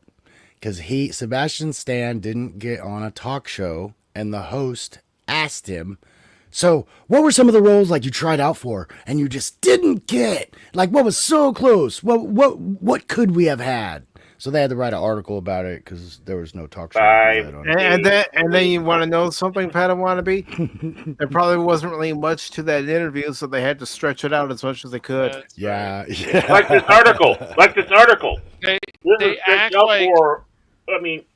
They keep talking about how excited fans are. Have you guys been hearing about how excited people are about Thunderbolts? No. Even the last Marvel Studios film people were excited for was Deadpool and Wolverine. That's right. And I consider that more of a Fox film than anything else. Mm-hmm. But it saved the DCEU. I've learned with I got how that early Disney Marvel. There you go. Disney Marvel. MCU. MCDU. MCFU. MCFU. Oh, man. It's like I was going to play William Shatner, and then it didn't happen, but it might have happened. And then I might have played Hal Jordan in the 2011 movie. Yeah, we never used to hear people talk about all their failures. I mean, we kind of do now because we have podcasts that are mental health, and that's that place for that. But actors and actors never went out of their way to be like, well, all these jobs I didn't get. I mean, sometimes they would talk about jobs, but it would be more interesting. Mm-hmm. This is just like, hey, I didn't get this. I wanted to get this. I'm hoping to play the Riddler. I wouldn't be against playing Batman. This is like one of the majority interviews. Go ahead. The majority of the time, you're wrong, as Baron Cash and I have been saying as we've been reading the articles, is they're going to AI now with articles. Yep. Yeah, we know, man. Yeah. And, I'm going to let everybody know. Sometimes I select these articles because I can already tell they're going to be articles we're going to mock and laugh at. Yep. Isn't that nice of him? But no, what's going on right now in the Marvel offices? We got this really great idea. Now that it looks like Orange Man might be back, all our superheroes are going to be wearing those pink hats. They're going to have them all netted up and put on there, and they'll be going out there for social justice, wearing the pink meow meow hats. But I think we should take a little bit of a serious turn here. Look at this. I'm like Mike here. Take a little bit more of a serious tone because this lady has contributed to many fans, talking about real fans, talking about fandom itself, talking about a great IP at one time. And you know how nowadays they like to say, you know, we've never had a woman in a prominent role in television as far as executive producer or creator. Well, guess what? Jerry Taylor, executive producer on The Next Generation. And yeah, she never would have got this chance if it wasn't for she was the co-creator of Star Trek Voyager. So yep, exactly. And this comes from TrekMovie.com. Is of course datelined today. And of course, I did see it this morning, and I knew I didn't have to say anything because I knew Mike would be all over it. No byline. I could. Oh no, the editors of Trek Movies did this one. So, Star Trek Voyager co-creator Jerry Taylor has passed away. There's this picture of her back in the day. And God, what she's seen in her lifetime, those years, 38 to just even 38 to 98 alone. Yep. I would. We have it easy, kids. We have it easy. Yeah, we do. Jerry Taylor, known to Trek fans for her work on Star Trek, The Next Generation, and Star Trek Voyager, has passed away. The Emmy-nominated writer and producer was 86 years old. Emmy-nominated people. So, yeah, I mean, she probably should have gotten an Emmy. It's just an honor to be nominated. Yeah, it's just an honor to be nominated. But, you know, we know where the talent is. We know where the talent is. Jerry Ryan began her time with the Star Trek franchise in the 4th season of Star Trek The Next Generation, becoming the showrunner in the final You said season. Jerry Ryan? Okay, I don't know if sorry. Jerry Taylor. Jerry Taylor. I'm sorry. That's my fault. Well, when you talk about the one so much, now you got this one. Stroke, people, stroke. He's become got Borg a showrunner. On the brain. Yeah. Borg. But in the final season, which garnered her an Emmy nomination for Outstanding Drama Series. She co-created Star Trek Voyager with Rick Berman and Michael Piller, and stayed with the series as executive producer and showrunner until retiring and handing over the reins to Brandon Braga after the 4th season. Brandon Braga. Okay. I always said Braga for some reason. Braga. All right. It was Braga who first shared the news of Jerry's passing, or Taylor's passing, on Instagram, praising her writing and describing her as a cherished mentor, crediting his career to her intricate guidance. And of course, you can see there's the tweet right there. Taylor is likely most associated for her work on Voyager, including writing credits for 14 episodes, starting with the series premiere, Caretaker, which I have to sit back and say, I do believe was one of the best pilot movies they did. I will have to sit back. As much as I didn't like the show as much, I thought that was a very good pilot movie. Developing the character of, well, she did it. You know, what do you expect? Developing the character of Captain Catherine Janeway as particularly important to Taylor. In his post today, Brandon Braga. Thank you, Braga. Noted her memory will live on in many ways, but perhaps most of all in the character of Captain Janeway. Speaking at STLV in 2021, Las Vegas. Taylor talked about how she put a lot of herself into the character. I always thought of Janeway as just me. I wrote her. I can't say that I wrote her as me, but as I would like to be. I felt full of her. Now, see, people, especially people that go out there and do your freaking fan fiction crap and your insertion crap, listen to what she's saying here. This is important. This is why she was masterful at her job. I'll start again. Because she's giving lessons from beyond the grave now. I always thought of Janeway as just me. I wrote her. I can't say that I wrote her as me, but as I would like to be. I felt full of her, and I think she is full of me, although in many ways far more skilled and able than I am. But it was my fantasy that Janeway was me, and I tried to approach it like that. Flaws. We all have flaws. I could name my own. I don't know that I could name Janeway's. That last part is very critical. Mm-hmm. And the reason why I say it's very critical is because you see a lot of characters in movies and shows today, and they don't have any flaws. Mm-hmm. But here she is saying that she wrote Janeway, and even Janeway had flaws. We saw them. Mm-hmm. Right. She wasn't afraid to write them. And she wasn't writing Janeway as an insertion of her. Right. But an insertion what you'd like to see. That is how you do it. Roddenberry did an insertion of himself with Wesley Crusher, which is why that character failed. She was doing a what I would like. How would I like to improve myself? How I'd like to be better than I feel I am right now. And that's Janeway. And that's how we make heroes. We're not the heroes. She's idolizing Janeway, wishing she could be like Janeway, but she's not. And that's the important thing. Taylor even gave Janeway the same city of her own birth, Bloomington, Indiana, which now has a statue to the fictional captain. And I don't think that's anything new for her. You write about the areas you know about. Janeway actress Kate Mulgrew offered her remembrance of Jerry Taylor. Jerry Taylor was responsible in large part for changing my life. She was elegant, erudite, and fiercely opinionated.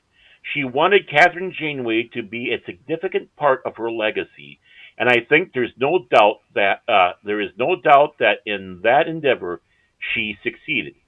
Again, that's an important note. You want to make this character as great as possible. You're creating a character that you want people to admire, not a shadow of you. Taylor's career before Trek began in the late 70s, including becoming a staff writer and producer on the drama Quincy M.E. in 1980, where she met her second husband, David Mossinger. She worked as a writer and producer on several other popular series during the 80s, including Magnum P.I., In the Heat of the Night, and Jake and the Fat Man in 1989. Her first credit as co-executive producer. She started. Now that's kind of funny because JMS worked on Jake and the Fat Man, and she was co-executive producer on that show. Mm-hmm. Interesting. She started her time with TNG as a supervising producer in season 4, with writing credits on several episodes in her first season, including sole credit on the critically acclaimed episode Drumhead. See where we're going here, folks?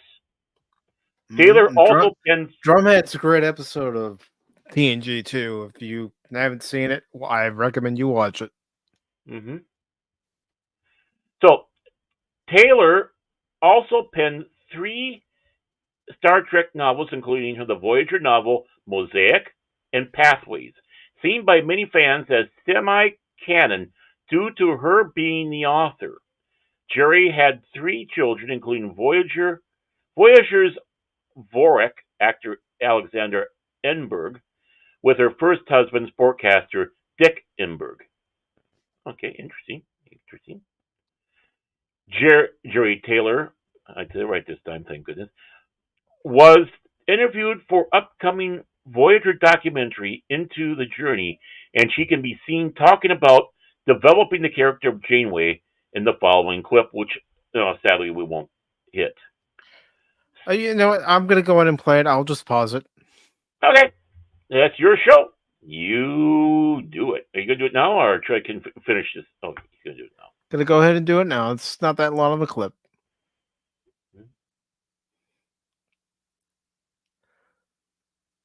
When we created the character of Janeway, we knew we were taking a risk. Would the fans sit still for a female captain? It had never happened. Yeah. Would they accept that? Would they insist that a captain had to be male? I don't want to underestimate the value of having a female captain in 1995 who commanded a starship. Star Trek has always prided itself. Go ahead, Baron. Well, I'm going to sit back and say they shouldn't have been worried. No, I mean, you've already had a couple of female captains before that. Rachel Garrett in yesterday's Enterprise. And let's not forget Geordi's mom in Star Trek IV, The Voyage Home. Yeah. And, she played Captain twice in Next Generation. And, but, of course, different characters. And that was still before Voyager. And we also had, in the conspiracy, the youngest captain ever, who was a black woman. Mm-hmm. So, I'm being years ahead. Yeah, so we just came off. We just had a show going when they started off where you had a black commander of a station. Yeah, we accepted it. This is Star Trek because we didn't make a big deal out of it back then. No, I mean, there was some things said, but it wasn't expressly dwelled upon.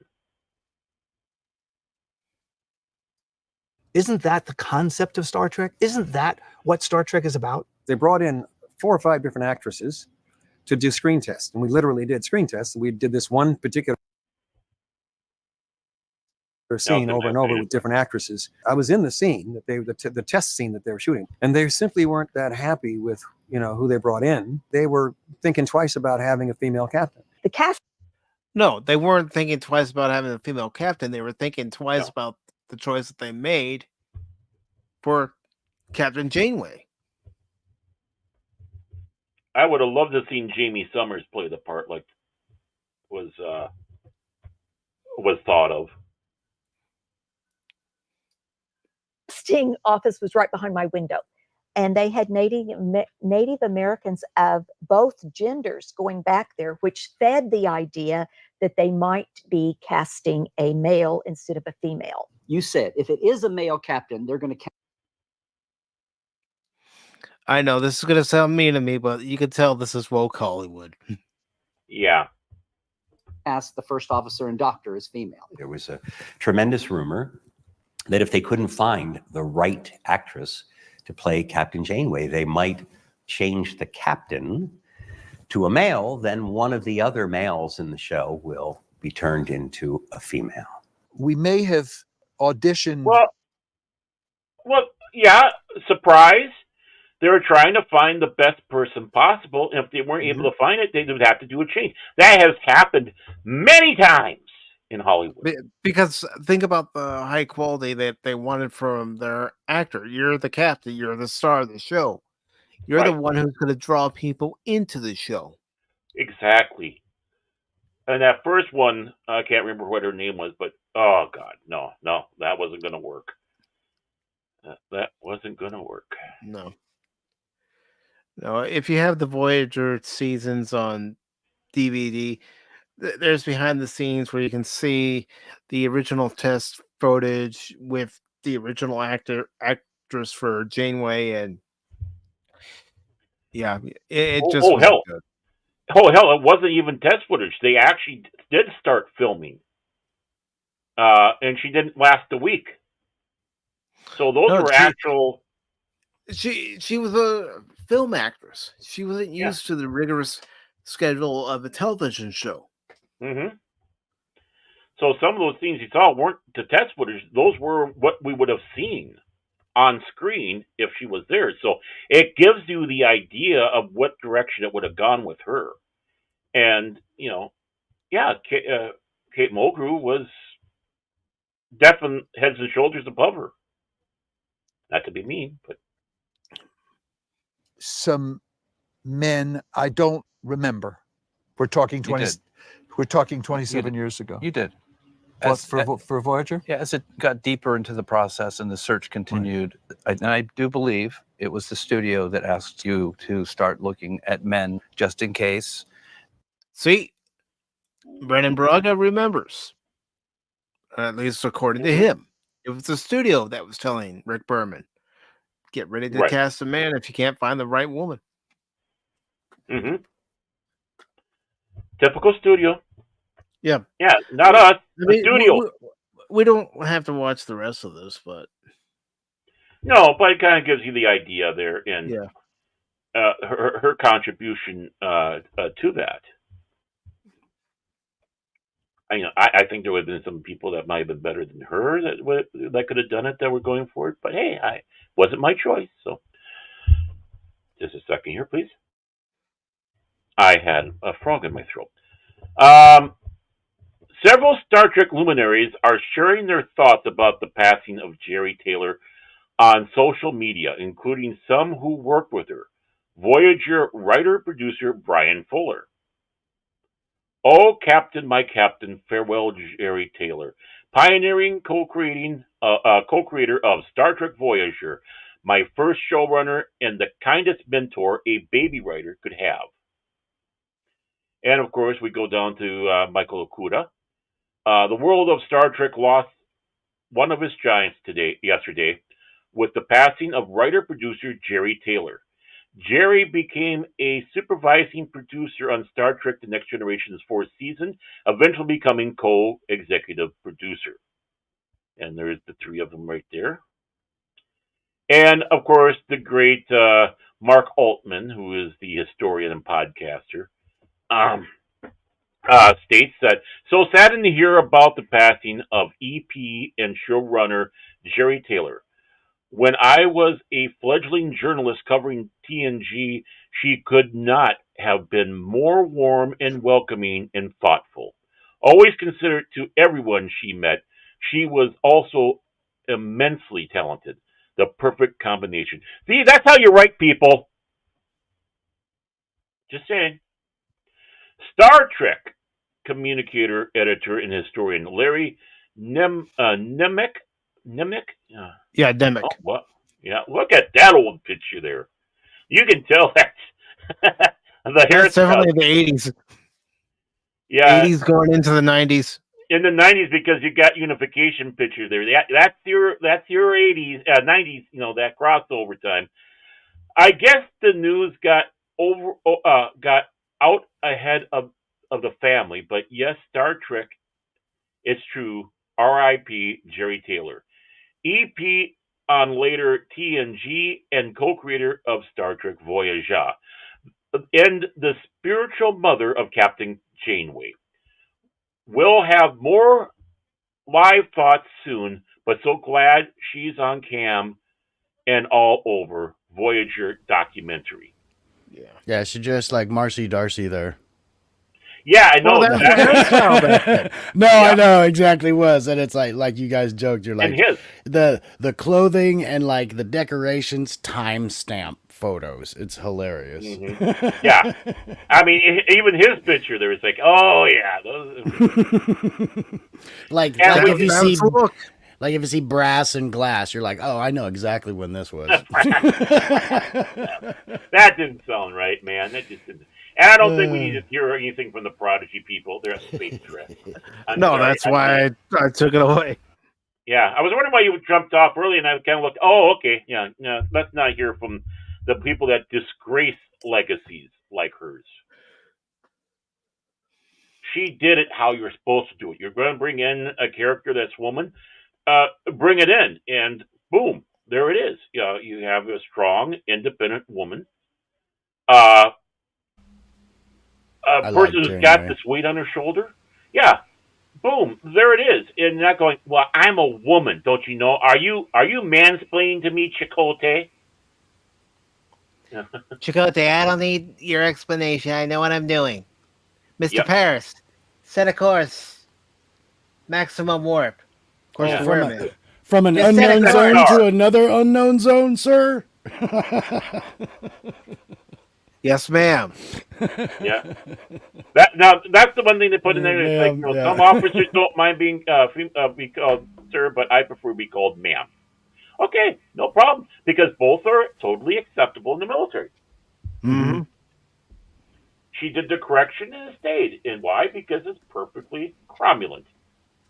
Neelix, this coffee is terrible. I'm sorry, Captain, but these are the finest coffee beans on the planet we were just at. These are the ones that are supposed to go through a bat first, but I decided to let them go through me first. This hot bean juice. Because we don't have bats on board. Yeah, there is coffee like that. They had sonic showers. Mm. Ooh. Although there were times where you did see them in a bathtub of water and soap suds and. Mm-hmm. So tingly. All right, Baron, you ready for this next one?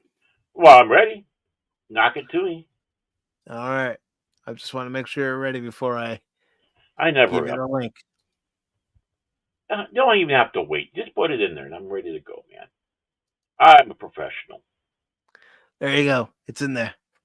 Okay, so we're going to go the way of the woke wankers. We're going to call this On a Live Line. Oh, whoa, what's this? Breaking news. Oh, he's trying to get Hollywood back to work.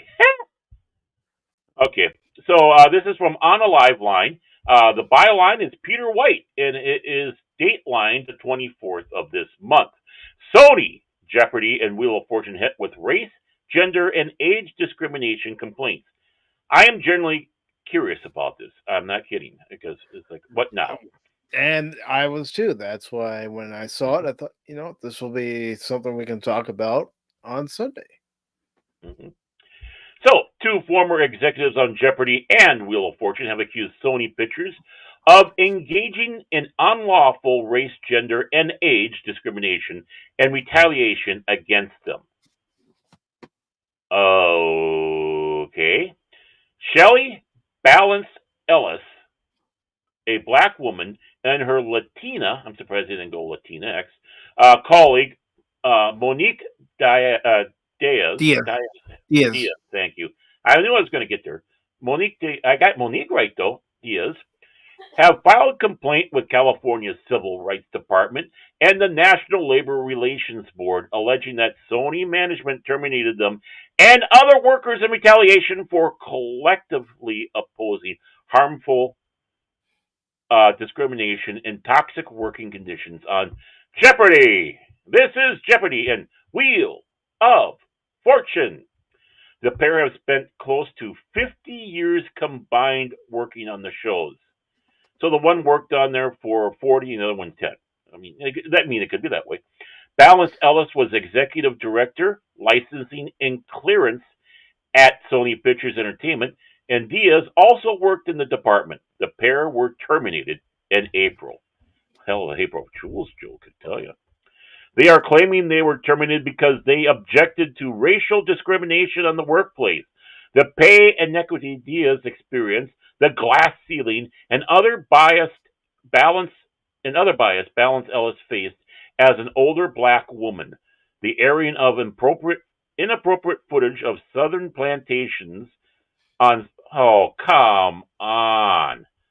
Wheel of Fortune, racist comments and jokes made in Wheel of Fortune's control room about black women on the show, and dismissal of workers' concern about racial bias in the Jeopardy game questions. I'm sorry, this is starting to sound like, yeah. The CRD and the federal NLRB will investigate the allegations over the coming months. The pair are represented by Hillary Benham Baker of Benham Baker Legal and Peter Romer Friedman and David Berman of Peter Romer Friedman Law, PLLC. Okay. Balance Ellis pointed to comments from Maya Angelou, in 1995, where she said she was boycotting Jeopardy for its lack of diverse contestants, and Vanna White's pay dispute with Wheel of Fortune in the claims. As the highest-ranking black production executive in Jeopardy and Wheel of Fortune, I had a front-row seat as I watched and experienced this racial bias and insensitivity. Diaz highlighted an incident where she and other colleagues expressed discomfort over plantation shots for Wheel of Fortune. Okay. It was clear that Sony knew there was discomfort with this. My team and I were uncomfortable with having to negotiate footage location and photo agreements with representatives of plantation, she said. Sorry, I was having a little bit of problem there because, me smells something fishy in Denmark. She also accused Wheel of Fortune producers about racist and sexist comments made about comedian Leslie Jones and other women of color about their hair. What's not to make humorous comments about. We're just making humorous comments about Jerry Taylor hair and the other guy's hair. Mm-hmm. And they look whiter than white to me. Okay. I mean, again, getting back to Jerry Taylor in that picture, that was the hairstyle back then when that picture was taken. We can look at pictures of ourselves back in the 80s, the 90s, and see that we have a certain hairstyle going, certain clothing going, because it was the style of the time. I got some photos with me in hammer pants. I'll admit it. Well, I mean, everyone loves to joke about the big hair of the 80s. I had big hair. And the girls making the big hair and, basically the 5 cans of hairspray they needed to do that one. But, of course, those are typically white girls that were doing that, so that's okay. It's okay. Yeah, make the I had a cousin who had the 80s hair. It's like, how much hairspray do you need to put on your hair? Careful, someone might light a match. And exactly. And we make fun of it. I used to wear my baseball cap so you could see some of the hair in the front. I'd sit it back on my head more. That was so bad at that time. I was like, what are you doing? Here I thought you were doing the party in business in front, party in the back. Oh, I had a little bit of a mullet. I won't say I didn't. Yeah, I did too for a little bit too. I did. Just cut the top, leave the back alone.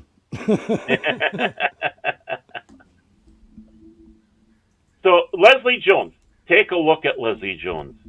It's not racist or sexist comments. It's making fun of her hair. I would make fun of her hair, just like I'd make fun of everybody's hair, including my own. Okay, I've done it.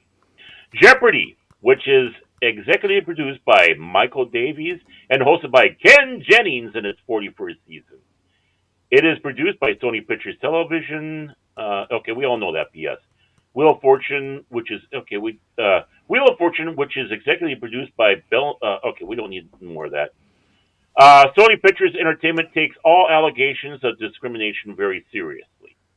Earlier this year, there was a broad recognition of our game show group that resulted in the elimination of several roles to address redundancies in evolving business needs of a 40-plus-year-old operation. Those eliminations were business efficiency decisions and not retaliatory. Further, the past few years have been a time of significant transition and internal reorientating for Wheel of Fortune and Jeopardy. Just a second, please. The frog came back. Driven by a new leadership team who are profoundly dedicated to fostering a culture of inclusivity and respect. We are anchored to these values as we usher in a new era for our game shows with tenacity. And what? Circumspection. You got it right. You got it. Oh, I didn't even get there, but I just said tenacity and circumcision. A Sony the person. Circumspection. I like mine better. Okay, I'm just gonna say some things off. You're gonna be fucking triggered over the fact that they use images of a plantation, probably because they're doing one of the things about the South. And I have news for you: not all plantations had slaves on them. No, quit being racist. Quit being racist, Balance Ellis. That's a racist thing in by itself. Going out there, I was uncomfortable by it. You know what? These plantations are beautiful to look at. Not all of them had black slaves on there. So get both you and Diaz get that stick out of your ass. I love this. Yeah. Go ahead. Mm-hmm. Oh, get that stick out of your ass and become a human being. What were you going to say, Cash? I love this anonymous comment. As a former Sony game shows development employee, I can say I witnessed these allegations myself. And then Anonymous also says, "So brave of you, Anonymous." This is just. Who knows? That's how he is. Yeah. I mean, why don't you have a name then? As a former, yeah, it's possible, but I call bullshit. I don't know. We still have that on here, so Baron, if you want to play it, go ahead and play it. Oh, really? It's still I call bullshit. Yeah, let me get down there. I'm sorry, I'm too fixated on doing the reading that I've call bullshit. I call bullshit. Did that come through? Yes, it came through. I didn't hear it. Okay. I'm a little. One more time. Bullshit. I'm a little curious about this too because Seacrest came in, right? He's Wheel of Fortune now, right? And I mean, Jack retired.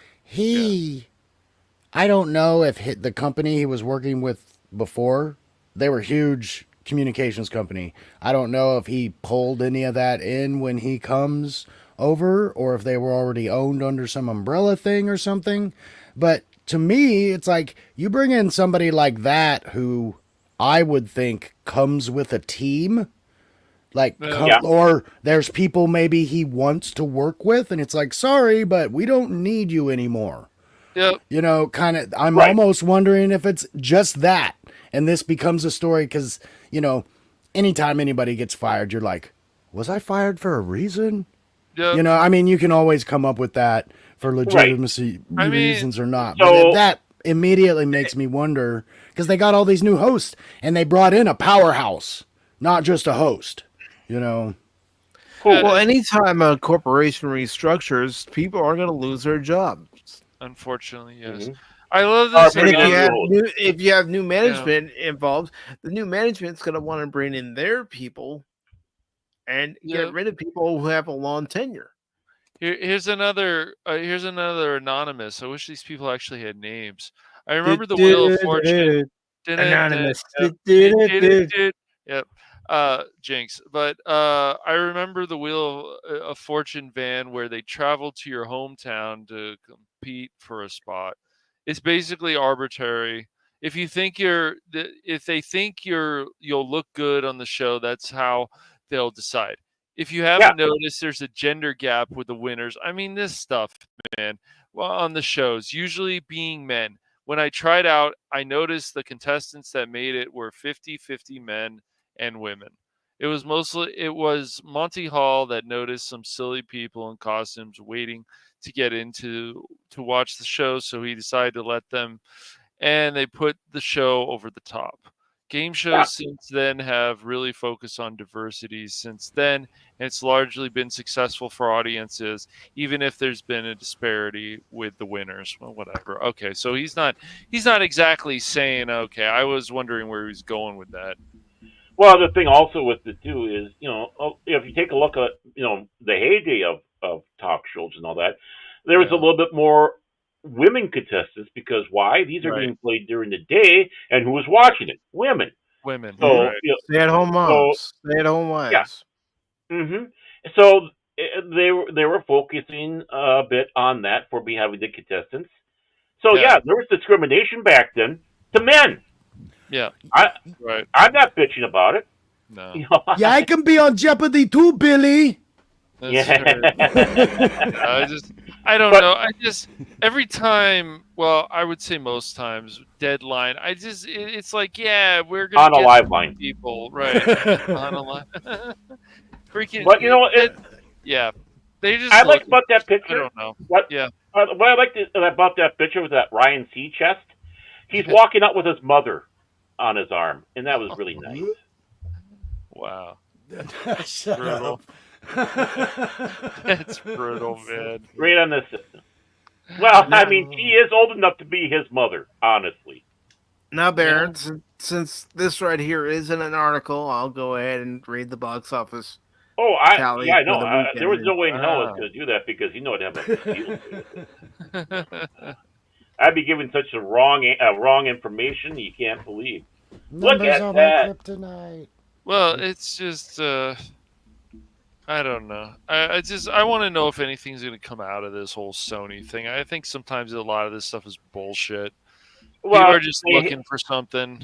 I'm offended. Yeah. They get let go, so what they do, they hit every checkbox, and that's always right. And Deadline, just like a lot of these more on the liberal side, are just happy to give them always a platform. Look, I understand Sony needs to take this stuff seriously. I get it. But if there really isn't much there, then it's just like, well, we're just wasting our time. But fine, take it seriously. I get it. Fine, whatever. But I think it's just two disgruntled women that were let go, and notice it kind of coincides with Ryan Seacrest coming in, and Ryan Seacrest, just like Jared Fogle, he has AIDS. So I mean, of course he's going to bring his AIDS in. Right? Yes. Oh man. And you're not talking about the disease. You're talking about Ryan Seacrest. Is what you're referring to. Whoa! There's a disease. There's a disease. Oh man! See, come on, Baron. I know that's an old South Park joke. Come on, that was perfect South Park joke. I know. We're talking about the movie, or I don't like fish sticks. But no, you're talking about Ryan Seacrest AIDS. His people that work for him that fetch, scripts for him. Yeah, the ones, his little slaves, sycophant slaves, hanger-ons, stuff like that. Yeah. It's like, make sure Ryan Seacrest. Yeah, well, Seacrest has also been accused of sexual harassment too, with the Me Too stuff. That happened. Now, Ryan Seacrest does not like M&Ms. You have to bring Smarties in from Canada, and they only have to be green. So green Smarties, because he thinks he's a Smartie, okay, and never questions his mental acuity. Sorry, Ryan. Even I like Smarties. I'm apologizing to Ryan for my next comment. Even I like Smarties, but I admit they're white trash candy, dude. Well, Canada, all of our Canadian friends and all the people up in Canada, and up in Canada, please send all letters to the Padawannabe in care of his YouTube channel. Yep, I'll take it. White chocolate's not chocolate. Are you calling Canada white trashville? Come on, man. Oh no. I've seen Trailer Park Boys. But on another note, we do have the weekend in the box office from Box Office Mojo, and as you can see, our top 5 films for this weekend were Venom: The Last Dance with 51 million. You have Smile 2, which was the number 1 film last weekend, and it dropped down to 9.4 million after making, I believe it was 22 million, 23 million, somewhere up there. And then at number 3, The Wild Robot made 6.5 million this weekend. Conclave made 6.5 million as well. We Live in Time made 4.8 million. That's top 5, and let's see what rounds up the top 10 as soon as it loads up. Terrifier 3 drops from number 3 to number 6, making 4.7 million. Beetlejuice is still rolling with 3.2 million. Anora made $867,142. Piece by Piece made $721,000, and Transformers 1 made $720,000. Just curious to see what its box office total is at right now. She's hanging in there. 124 million for Transformers 1, which will be our watch party on November 6th at 6 p.m. Eastern. The Cosmic link will be pinned to the top of the chat on both YouTube and Rumble for anybody who wishes to watch along with us and experience this movie for themselves. And I still hold to what I said. With so many people coming out talking about how good that film is and might have been scared away from seeing it in the theater, this film is going to be like when we had cable VHS time. This is going to get a resurgency with streaming and video, DVDs and such like that.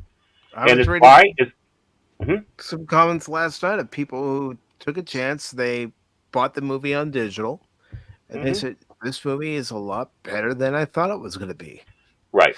Even Pops yesterday told me he recently saw Transformers 1, and he was pleasantly surprised at how good it was. Well, yeah, and that's just it. The word of mouth from people that we trust is what's going to give this brand new spanking life. And, I just noticed something. My Discord has been down for over a day. I had a system update. It's like, I want to check something here on Discord because of what we're talking about. It's like, oh, it's down. Sorry about that. I got messages on there. But getting back to it. Even when I came out of the theater and I posted that video, say, I know what you're all gonna say. Of course, you're gonna like it because you're a Transformers fan. No, not just because I'm a Transformers fan, because this is a good movie for everybody to watch. Right. It doesn't matter what your age is. Right. Exactly. And I think it's going to get that second lease of life in that area. That's where it's going to start making a lot of money. But unfortunately, the damage has been done in the theater. But let's hope that that resurgence might get studios or whatever going, oh, maybe we should. Maybe we should. And like I said, I'd rather see it turn into a TV show. Yeah, I mean, Fat Steven, he was saying after he saw it, he would love to see them take the same animation style that they used for Transformers 1 and redo all the original G1 episodes in that style. I could see it working. Right. So am I reading this right down on the end where it says weeks? That's how many weeks they've been on this list? Yeah. That's how many weeks they've been out. Joker, is gone. And really, Beetlejuice is just murdering. 8 weeks? 8 weeks, and it's made a worldwide total of $438 million. Wow. That's a success. Honestly, is that bigger than what the first one did? I mean, I don't know if inflation and all that comes out, but, I remember Tim Burton not everybody liked his movies. They were very much more younger people type of movies, It was a niche thing almost with him. It was like, he was that bizarre, that kooky. Well, it's that beginning of that goth, kind of thing. Now, take into account, this is 1988 money. But $74 million was a lot of money back in 1988. What were movie tickets? Like the most expensive ticket, the nighttime tickets was probably what, $5, $4 something? $4 or $5. I mean, yeah, dude. They're depends on where you were too. Yeah, there's more than twice as much. And matinees weren't just the first film; they were like all the way up until evening. So like the first 3 showings could be matinees. So yeah, they weren't nearly making. They didn't even nearly have the ability to make as much money. And look how horrible the international was on this. Now let's do a comparison. God, 171,000. God. It's insane. Yeah. Now look at the difference with the international. Well, to put things in perspective, right? We talked about Looker the other day. Looker was made for $12 million. Today, we just kind of go, oh, yeah. Back so then, much $12 money. million was a hell of a lot of money. In 81? Yeah, God, dude. That was more budget than so many things. Oh, my God. Mm-hmm. They didn't even really have big budget movies yet, No. I mean, there was those big theatrical, they always have Ben-Hur and those type of movies, but it's like those were so and far between back then. Right. That companies had to save up for that project. Well, Star Wars is the one I think helped start launching into that. Well, yeah. And he did do it a little differently. Nobody made as much money off their toys as this guy. I mean, Well, because that was never a market for them. Mm-hmm. It never worked.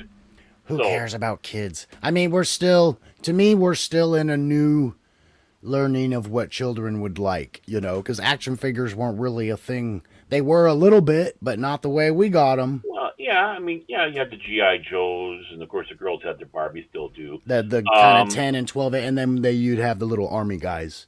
But man, those accessories and but the imagination explosion too. Yeah, well, you had the $6 Million Man, and of course you had Jamie Summers. Came along after that, and so, but yeah, there were nothing like those, slightly over 3-inch tall action figures. Mm-hmm. And price points, man, can actually. I mean, we all, even today, we go through that as collectors.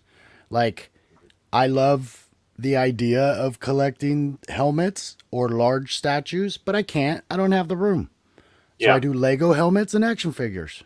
Oh, I love action figures because, that's why I like those retro collections that they have. Now they're slapping Kenner on there. They should never have taken that name off, but yeah. I like those retro. I mean, that's why. Well, I think my daughter actually, or did I buy it? I can't remember. My daughter, I think, got me the one with the Hoth board game that had the Luke Skywalker and the Hoth pilot uniform. But they had escape the Death Star, and they had the retro version of Grand Moff Tarkin, which I always wanted to have. I remember asking back in the day, I said, why don't they have a Tarkin action figure? And my dad goes, well, because he got killed in the film. It's like, didn't Obi-Wan die too? Mm-hmm. Good guys never die. And I wonder if back then they had to ask those actors, they're like, can we make an action figure of you? Because I thought they still, even as crude as they were back in the day, I thought they still looked like them, at least a little bit. Right. But getting back to the movies, I will say 2 movies that I've been impressed with this year, surprisingly impressed with. And number 1 goes to The Bike Riders. Oh, that's right. Yep. I thought that was a very good movie. Austin Butler was great in it. Jodie Comer was great in it, and Tom Hardy was great. And then Transformers 1. Cash was absolutely knocked out over Joker. Baron. What? Shut up. Well, I hadn't heard from you for a while, so I just wanted to make listening. Sure. I was missing you, man. This was a long time, so. Yeah, no, the Joker is an insult to the Joker and Harley Quinn, unfortunately. Now I can understand why when you showed that video, those girls dancing to the Macarena. Like, oh, wow. Yep. Right. Yep. Yeah. I see what you just posted. Yep. Oh, that one? Oh, you saw that? Yeah. Not surprised. It doesn't surprise me. No, nothing as far as that is concerned really surprises me anymore. Oh boy, fucking hell. Yeah. Hey, son of a bitch. And now I have to look. Well, I'm still upset with Joe Rogan, though. I mean, come on. For a guy who was doing fries in a McDonald's, working in a McDonald's, come on. Over me? Baron, the greatest fries ever. Greatest fries anyone ever had. Everybody was talking about it. Oh, who's that guy working the fry station? He's making wonderful fries. They're the tastiest, most crispest fries I've ever had. We've got the best grease. Oh my gosh, going down on this thread, this is fucking hilarious. I'm not gonna bring this up. I'll bring it up. Oh, yeah. No, it's just that Baron found this stuff is funny. It's so stupid. I'll bring it up. I don't care. Yeah, it's a show. We need a laugh. Oh my gosh.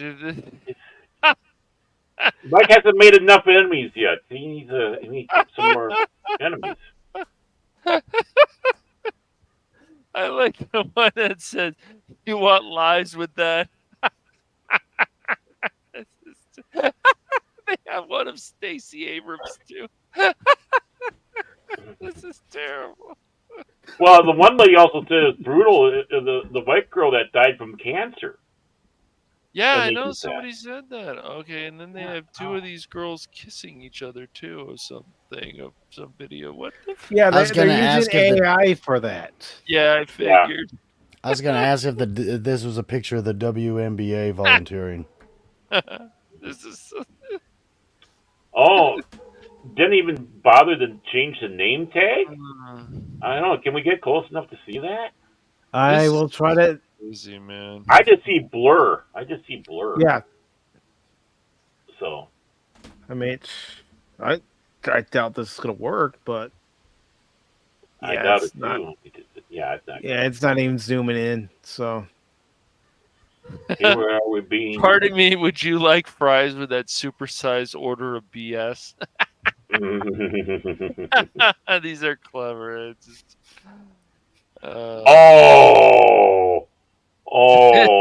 if you go further down, over 1 billion served. Yeah. Oh God. Just they get brutal, man. Yeah. It's going to be interesting to see what happens in a week. It is. It's going to get very interesting. Mm-hmm. I'm actually gonna watch that interview. I'm just curious. I saw Trump on Theo Vaughn, and that was kind of more funny because Theo Vaughn's just a fool. He's always trying to crack jokes. Trump couldn't even get half the stuff the guy was saying. But Joe Rogan. I'm gonna check that out and see. Mm-hmm. We had a very great economy during my administration. It was very great. It was the best economy we've ever had in the country. Oh man! You know, playing State of Decay 2, we got the greatest team. It's gonna go out there. They're gonna get the zombies. They're gonna get the plague hearts and the juggernauts. Yeah, juggernauts like Washington itself. There are always these big guys pushing you around, being loud and bolsterous, but you just gotta know how to take care of them. And I can do it. I can do it in record time. Like I told you guys before the show, it's like I did my patriotic duty. Did it yesterday. Long suffering myself. We went out there and did what we needed to do, and boom, there we go. Yeah. It's our right as an American to vote every election year. It doesn't matter if it's every 2 years, every 4 years. An American. And I want RFK Jr. can thank me for my vote.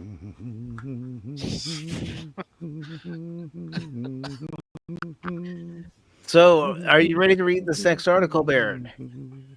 Oh, hell no. I was enjoying this too much. I didn't mean for this to come up in the show. I just was sharing. Sex. We got sex? Do it. Sex? Yeah, what about sex? I might have one more article after this, Baron. And I've already put the link into the private chat, Baron. Yeah, I got it up on my screen. I was just going to start, but Cash kept on talking. So. Yeah, nice try, Baron. So we got an article here from Geek Tyrant, and it is bylined by Jason Blum, and the date line is 3 days ago. They say. Wait a moment. By Joey Parr. Okay. Yeah, so, Jason Blum offers update on Dead by Daylight film I was reading adaptation, down there. saying the script needs to be right. I guess I should have read the headline before opening my mouth. It's Joey Parr that's bylined by, and of course, since you got that part done, I'm not going to read that. So ha ha ha ha. You got to read part of an article. Blumhouse horror movie producer Jason Blum has how original Blum, hey, got it, has offered an update on the upcoming adaptation of the hit video game Dead by Daylight. Yeah, that's me every day. And just a little more each day. And it sounds like fans are going to have to wait a while. While at New York Comic Con, Blum was asked about the film during an interview with CB. And he said, working on the script, we don't put movies in the calendar until we have the right script. Say that to Disney. Say that to Marvel. Say that to DC. He put on to manage expectations, saying, it took 10 years to make Five Nights at Freddy's. 10 long, grueling years. And I think 10 very long years. Long. And I think one of the reasons the movie worked is because we spent 10 long years trying to get it right.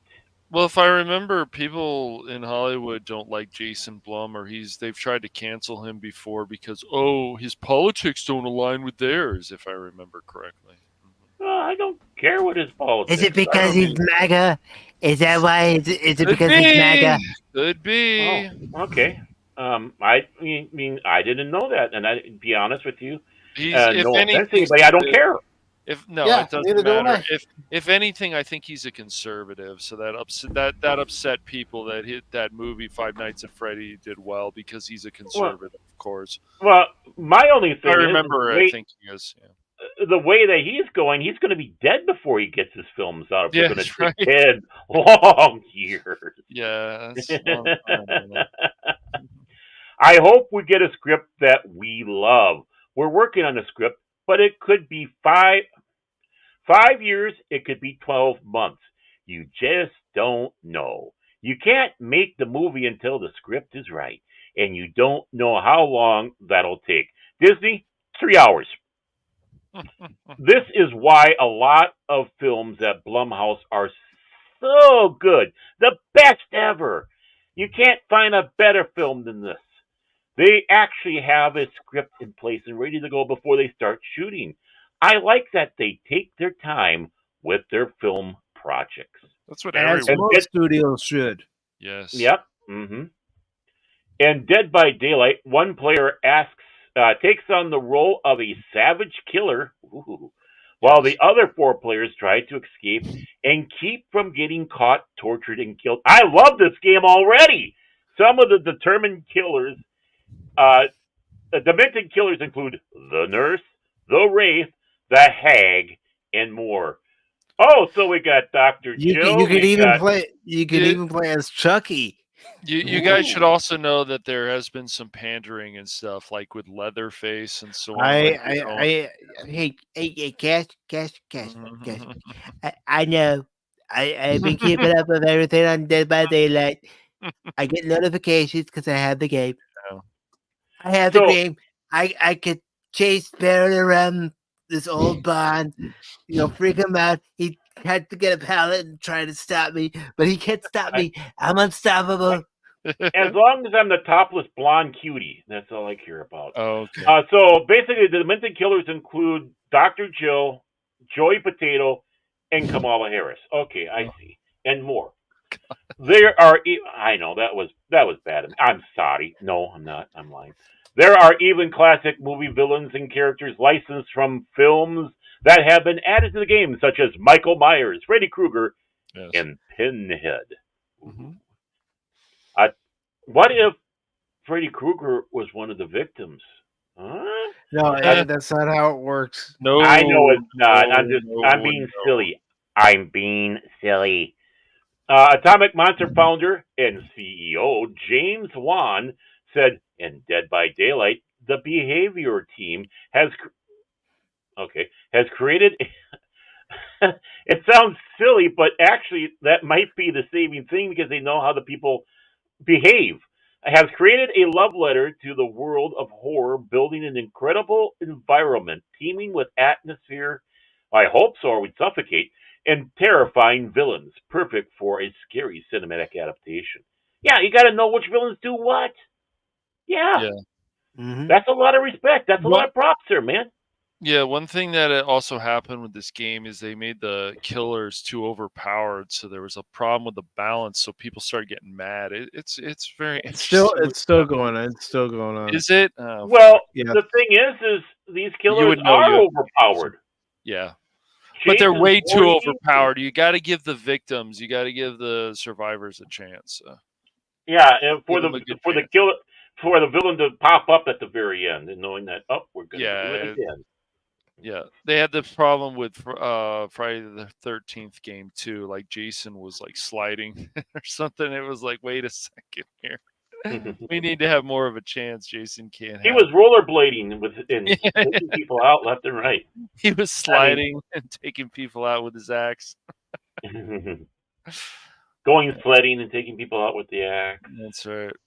Sitting in first class in the airplane, taking people out with an axe. Yeah, we're big fans of the game at Atomic Monster and are thrilled to be teaming up with Blumhouse to bring this frighteningly visceral world to the big screen. See, visceral. Ooh, they really mean business when they say That's right, they do. Blum previously said, "We know there are so many fans of Dead by Daylight out there and think it's imperative we find someone who appreciates and loves the world as much as we do to help us bring the game to the big screen. We know our partners at Behavior and Atomic Monster." Oh, that's the name of a company. Okay, I thought that was something. Okay, well, help us bring the best version of this game to life. Stephen Mulrooney. See, I could say that because Canada had a Mulrooney up there. I'm trying to help lessen the sting that Paddle Wannabe did earlier. Executive Vice President at Behavior Interactive said in a statement, "We couldn't be more thrilled to work with Jason Blum and James Wan, two giants in the horror film industry, to further expand the Dead by Daylight universe." At Behavior, our model is to create unique moments to uncreate people. Together, forever, Atomic Monster and Blumhouse are the ideal partners to craft Dead by Daylight's killer entrance into the big screen. They actually sound excited, don't they? I mean, for real, honestly. Yes. This does not sound like PR BS. Joey Parr, ever since I found Geek Tyrant and started reading his articles, you can tell when he's enthusiastic about something. Mm-hmm. But, I mean, even the people that are behind it, this isn't just PR talk that Juan, Blum, and all the others are. These and Mulrooney, they actually sound excited about this. That not like George Lucas standing out there on stage with bouncers even a lightsaber. We had to come up with a way to get this effect to go. So I thought, well, why don't you just use motion capture? Okay, we'll CG this. Okay, we'll CG that. Okay, we'll CG this. It's not working. We'll CG that. Gamers have enjoyed playing Dead by Daylight since its launch in 2016.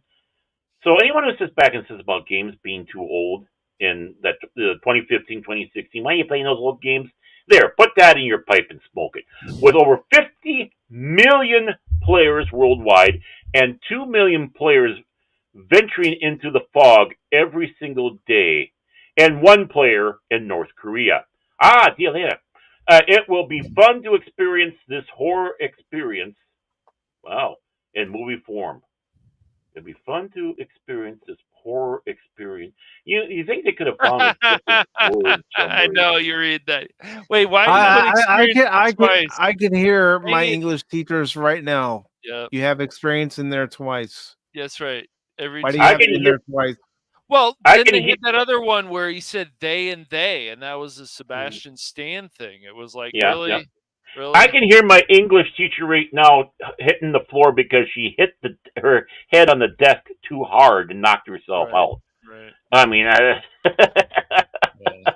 it will be fun to experience this horror experience. Great, that's fantastic.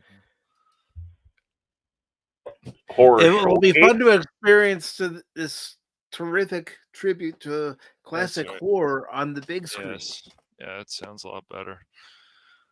Dang it! Come on, you almost did it, Geek Tyrant. You almost did it. Come on, Joey. Hey, Joey, come on. Hey, don't be a Joey Potato Man. Come on, man. You can do better, man. Come on, man. But Luigi took a hit to the head with a baseball bat, and he still can do better writing than that, man. He only has an IQ of 14 right now. It's me. Here's the thing about Dead by Daylight. You can have 5 players. 4 of the players are the victims. Yep. One of them is the killer. That's right. The person who's the killer isn't supposed to let everybody know, hey, guys, I'm the killer. No. Well, if he's dressed up like Jason, it kind of, yeah, but kind of a giveaway. What you have to do is you have to go around and get these generators working. Yes. In order to open the door so you can escape.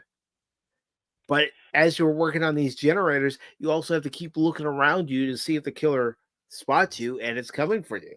Because if you're not paying attention, he'll take you and then he'll hang you in the basement somewhere. So let me sum it up this way then. All this game is Among Us on crack. All this game is Among Us, but a little bit better. Yeah, it sounds like a lot better, but basically Among Us on crack. I mean, on meth. I mean, it's going to be up all night. I can hear it now. Baron's the killer. He doesn't let us know until after the match is over, and he starts giggling. I think I did that. No, I haven't done that Among Us. I'm hardly ever the killer. But Phil McCracken, he's giggling through the whole damn thing. He wonders why we pick him as the killer all the time. I actually end the game, YouTube. I was gonna say I have a hard time even watching people stream this game because there's just nothing to it. It's to me it's a marginal experience as multiplayer. Yeah, there's not really big confrontations. You're just sneaking around, always looking for the enemy. It's not as involved in as a death match where you're moving super fast all the time and reactions and things like that. But it's there's no story. Stuff like this still befuddles me that people enjoy it. Yeah, pay full price for not even a part of one level of a game. And that was Elitist Corner with Padawannabe. Again, you can send all letters, critiques, and complaints to the Padawannabe. Well, I guess that could be the same thing. Give me a good quality game. Because I was just looking the other day. It's God, everything is story mode now. There's nothing I can just pick up real quick and jump into, and it's Make up your mind. Although I am gonna start playing Aliens.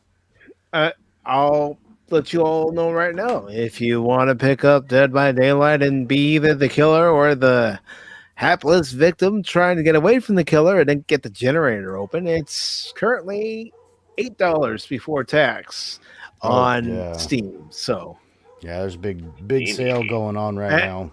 And then of course you have the DLC. They have the Castlevania DLC for $8. They have Leatherface. He's on there for $2.50. Dungeons and Dragons, Baron, and Dead by Daylight. Oh boy, $8. Okay. And Tomb Raider for $5.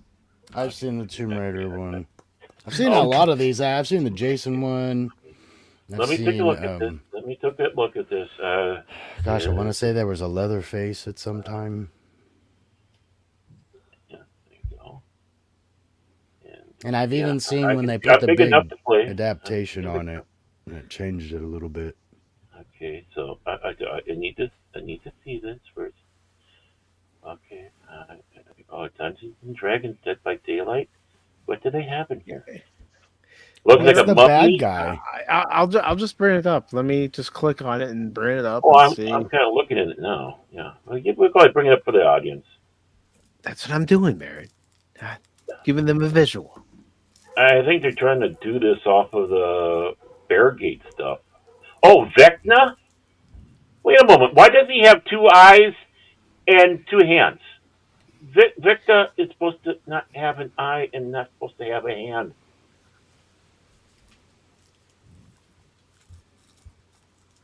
Come on, man. Come on, man. But you can find the hand or eye of Vecna in a treasure chest, but he's my brain hurts. My brain hurts. And now, so how little you must value your lives to take a single insignificant breath in my sanctum. I'm afraid there will be no quick death for you. No escape from this suffering.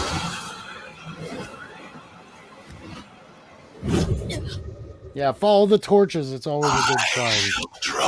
Yeah, the ones that are going out. As I see fit.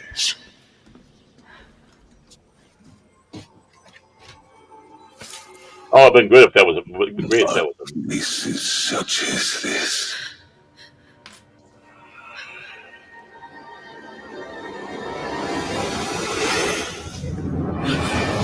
One must keep themselves entertained.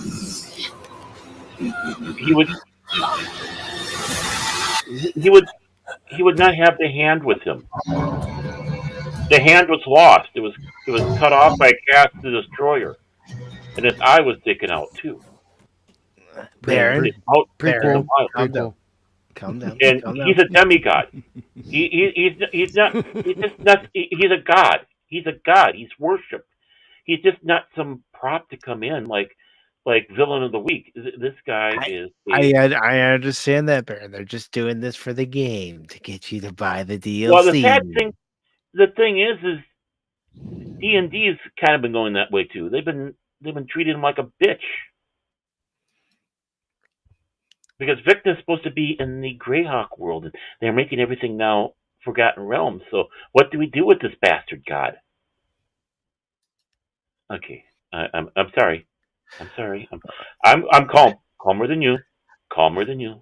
I'm just gonna play it anyway, just because. Take it easy, man. I'm perfectly calm, dude. Calmer than you are. You just take it easy. Calmer than you are. Calmer than you, man. Calmer than you. Oh God. All right, Baron. Here's the last article. No. After this, no, I can't do it. I can't do it. I can't do it. I can't do it. But I can't do it. Too bad. You're gonna do it. I'll be like, you're gonna do it. You're gonna enjoy it. You're gonna enjoy it, Ben. I'll be like Delgado and bow out of the show.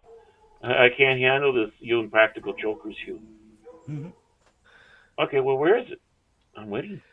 I should be the first one to get the link.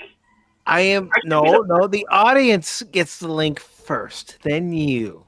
In a way, I am the audience too. Just saying. Right now, you're a co-host. Until the end of the show. So this comes from Cosmic Book News. Byline, Matt McClellan. He sounds familiar. We might have. We've read quite a few of his articles. Yeah, we might have. And this was published 2 minutes ago. I kind of doubt that. No. Yeah. I even did a refresh and it still fake news.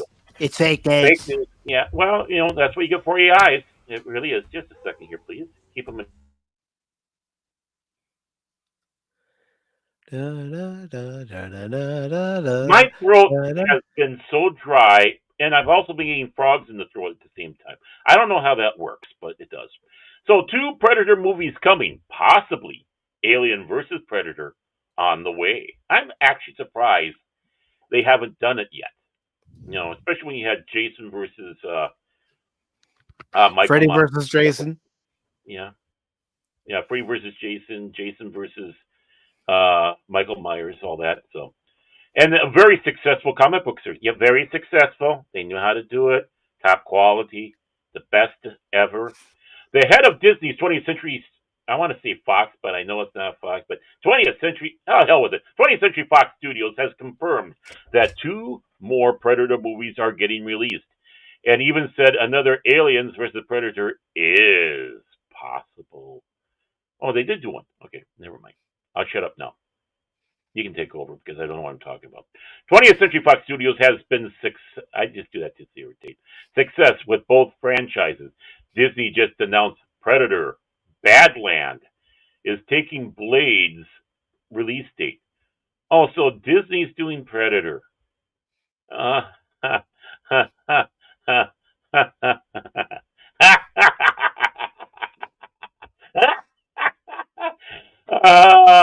How apropos that Disney would be doing Predator. Yes. Alien Romulus, originally meant for a stream release, has made over $350 million. I ain't gonna give no goddamn Loch Ness Monster no $350. Cash gave him $1 on a reported $80 million. Baron.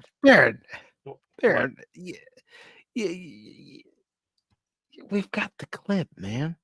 I know, We've got the clip. I know. We've got the. I said, I ain't giving you no $350, you goddamn Loch Ness Monster. Get your own goddamn money. I gave him a. Yep. See, thank you, Chef's parents. Steve Asbell, president of 20th Century Fox, recently spoke with THR and teased what is to come, which includes a secret. Double secret probation Predator movie that was made and will be released. Oh, it stars Harvey Weinstein, Kathleen Kennedy, and wrong Predators.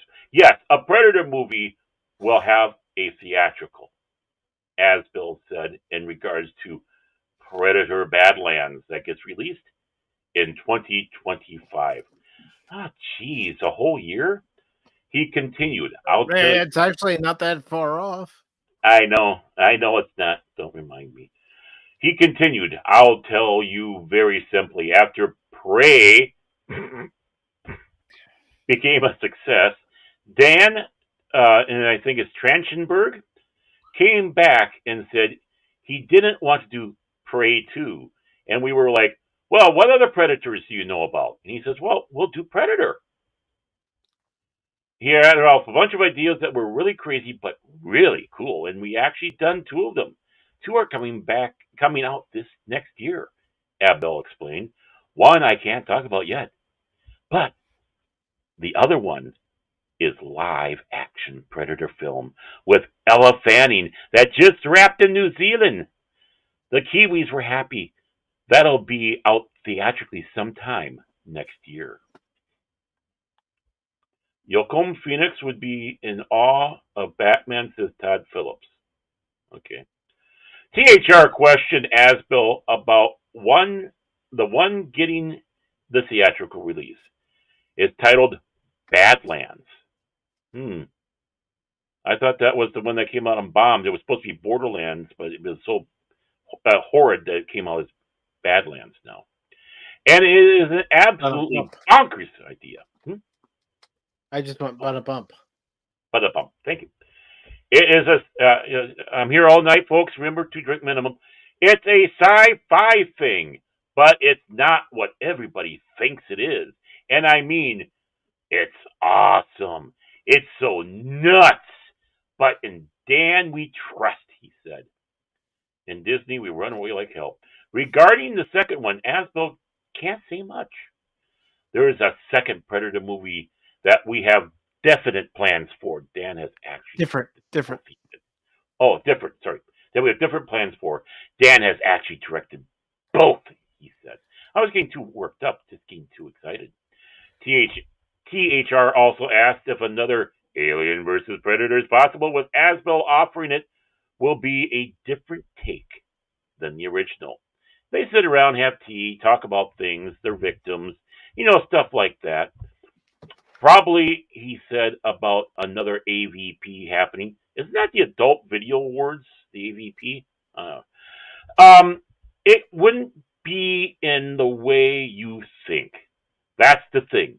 Not in the way that it will be called Alien versus Predator or anything like the original movie. Alien Predator's Bogus Journey. If we, I don't know, that cracked me up all of a sudden. I don't know why. That wasn't that good, I don't think. Bogus. Alien and Predator go to White Castle. or Alien and Predator, yet they sound like Beavis and Butthead. Alien Predator, yeah. Alien Predator meet Frankenstein. Yeah. Oh God.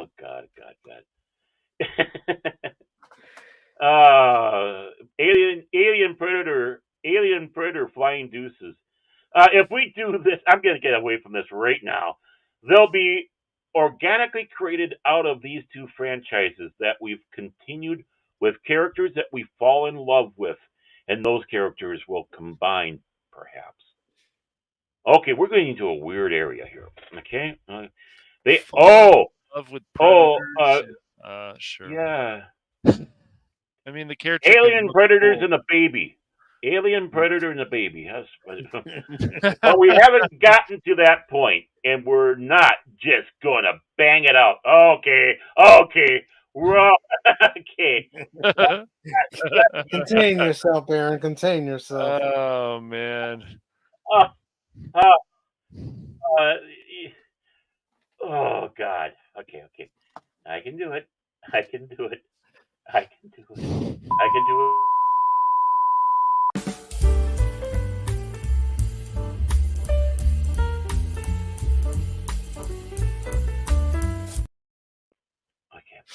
Another Alien movie from Romulus director Fede Alvarez.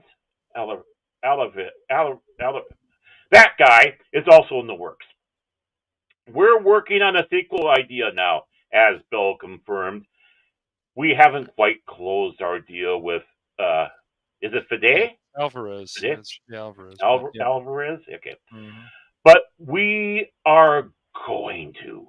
And as he has an idea that we're working on, the two I love how survivors. This is. There's an idea, and it's gonna be great, and we know it's gonna be great. Idea, man. It's gonna be so awesome, and this movie will probably never come out, but it's an awesome idea, right? What has been burdened must be unburdened. 3 aliens and a little lady. That's what I'm waiting for. Oh yeah, 3 aliens. Oh yeah, and that's the sequel. No. Alien, Terminator, Predator, and a baby. Oh my gosh. It's not a tumor.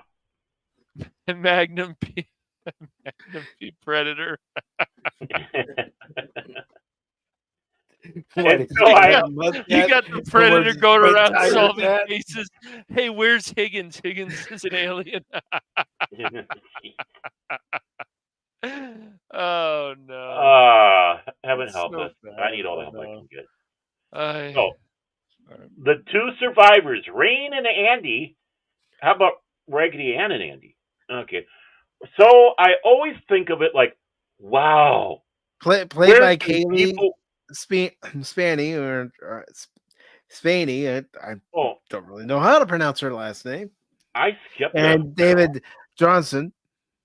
Okay, I bet. Were real highlights of the film. I don't know. The film was good up until I started saying, "Oh look, There's Alien 3 inserted into the movie. Oh, Alien Resurrection. Thanks for the copy and paste. Boy, you were sounding like you were sounding like oh god, I got a mail block on his name from the 80s. Back to School, the Screaming Professor. I'm trying to. Yeah. Oh, come to me. Oh, come to me. I'm ashamed I got a mail block on it. And so I always think like, wow, where do people want to see them go like next, man? And Mike said, there's this thing called the unemployment line. I'd like to see them go there. So we know that there's going to be aliens. We know there's going to be great horror set pieces. But I fell in love with both of them, and I want to see what their story is. The Menage a Trois is also great, by the way. And you're done, Baron. You survived. You read all 7 articles. You survived. See, Cash, it's not hard. It's not hard, Cash. Don't look at me, man. If you showed up yesterday, you wouldn't have been punished. You have an aversion to reading stories. You how long did it get you to do it? How long did it take us to get? Don't put me involved in this. I'm getting you involved because you are involved. Don't put me Hey, involved. Let's go, man. Let's have Cash and Baron settle amongst themselves. Oh, well, normally I'd say that we'd have Penguin Dome, but this is the topic for this is going to be the topic for cranky old fans.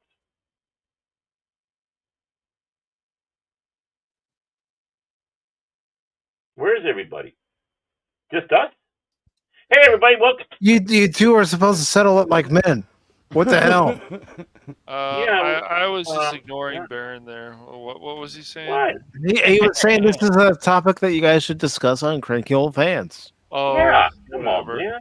Whatever, man. Baron got punished because he had to be. Because he hated it. Up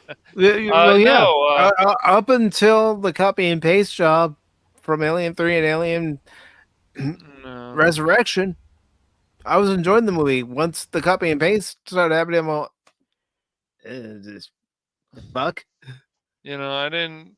The last Alien movie that I saw was whatever. On Prometheus. No, Prometheus. I didn't hate Prometheus, but I don't remember it very well. It's been a long time since I watched it. Wow, that's a glowing endorsement. I think I've seen them all. Yeah, I have definitely not seen them all. You got these aliens in your Pokeballs? Yeah, I think I've seen them all. Boy, you must have some full Pokeballs. That's all I got to say. I mean, it's just we have these articles, just like the Sebastian Stan thing, where it's like they barely say anything. If it's like, wow, that's why I picked the articles so we can pick them apart. And that Alien one, it's like, hey, I'm so excited, and this is going to be awesome, and it's like, yeah, that seems good, and then it's like, you're not really saying anything. Is this ever going to come out? We don't know, but it will, and it's going to be an awesome idea. Alien Predator versus Aliens. Bowel movement coming this fall. Oh gosh! Watch as the alien does the butt scamper across the carpet, and the Predator hits him over the head with a rolled-up newspaper saying, "No, bad alien." Predator. Instead of Jake in the Fat Man, Predator and the alien. I thought it was the alien getting hit by the anvil. The Predator dropped. Yeah. All the alien holding up a sign saying "ouch."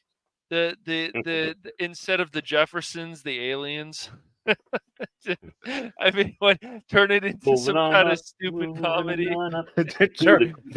Turn Alien versus Predator into The Odd Couple.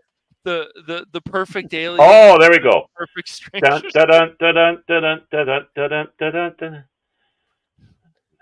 The alien family instead of the Addams family. I mean, or instead of Mork and Mindy, Predator and Alien. Yep. Yeah. And you have the alien dressed up as Mindy. And the Predator goes Nanu. Don't discourage Mindy too much. She was a cutie. Yeah, no, she was. Yeah. Bosom aliens, right? Or bosom predator. Okay. Now, this part, of course, being that they're acting this way right now, we do have to do our PSA at the moment. How many of you believe that having a hobby is a healthy and perfect way to express your individuality? Show of hands, now. Well, you're wrong. We had to get that PSA out of the way. Yeah, and we also have to get this one out of the way of actors too, because a lot of them are saying things and you're just rolling your eyes lately. How many of you think the opinions of actors should be valued as much as, well, say, doctors, engineers, or a courageous congressman? Right here. Yeah, right on. Well, you're wrong. Actors are self-centered punks. Did somebody say Mark Hamill? Fuck you, Mark Hamill. Just fuck you. I didn't say Mark Hamill. Fuck you, Mark Hamill. Just fuck you.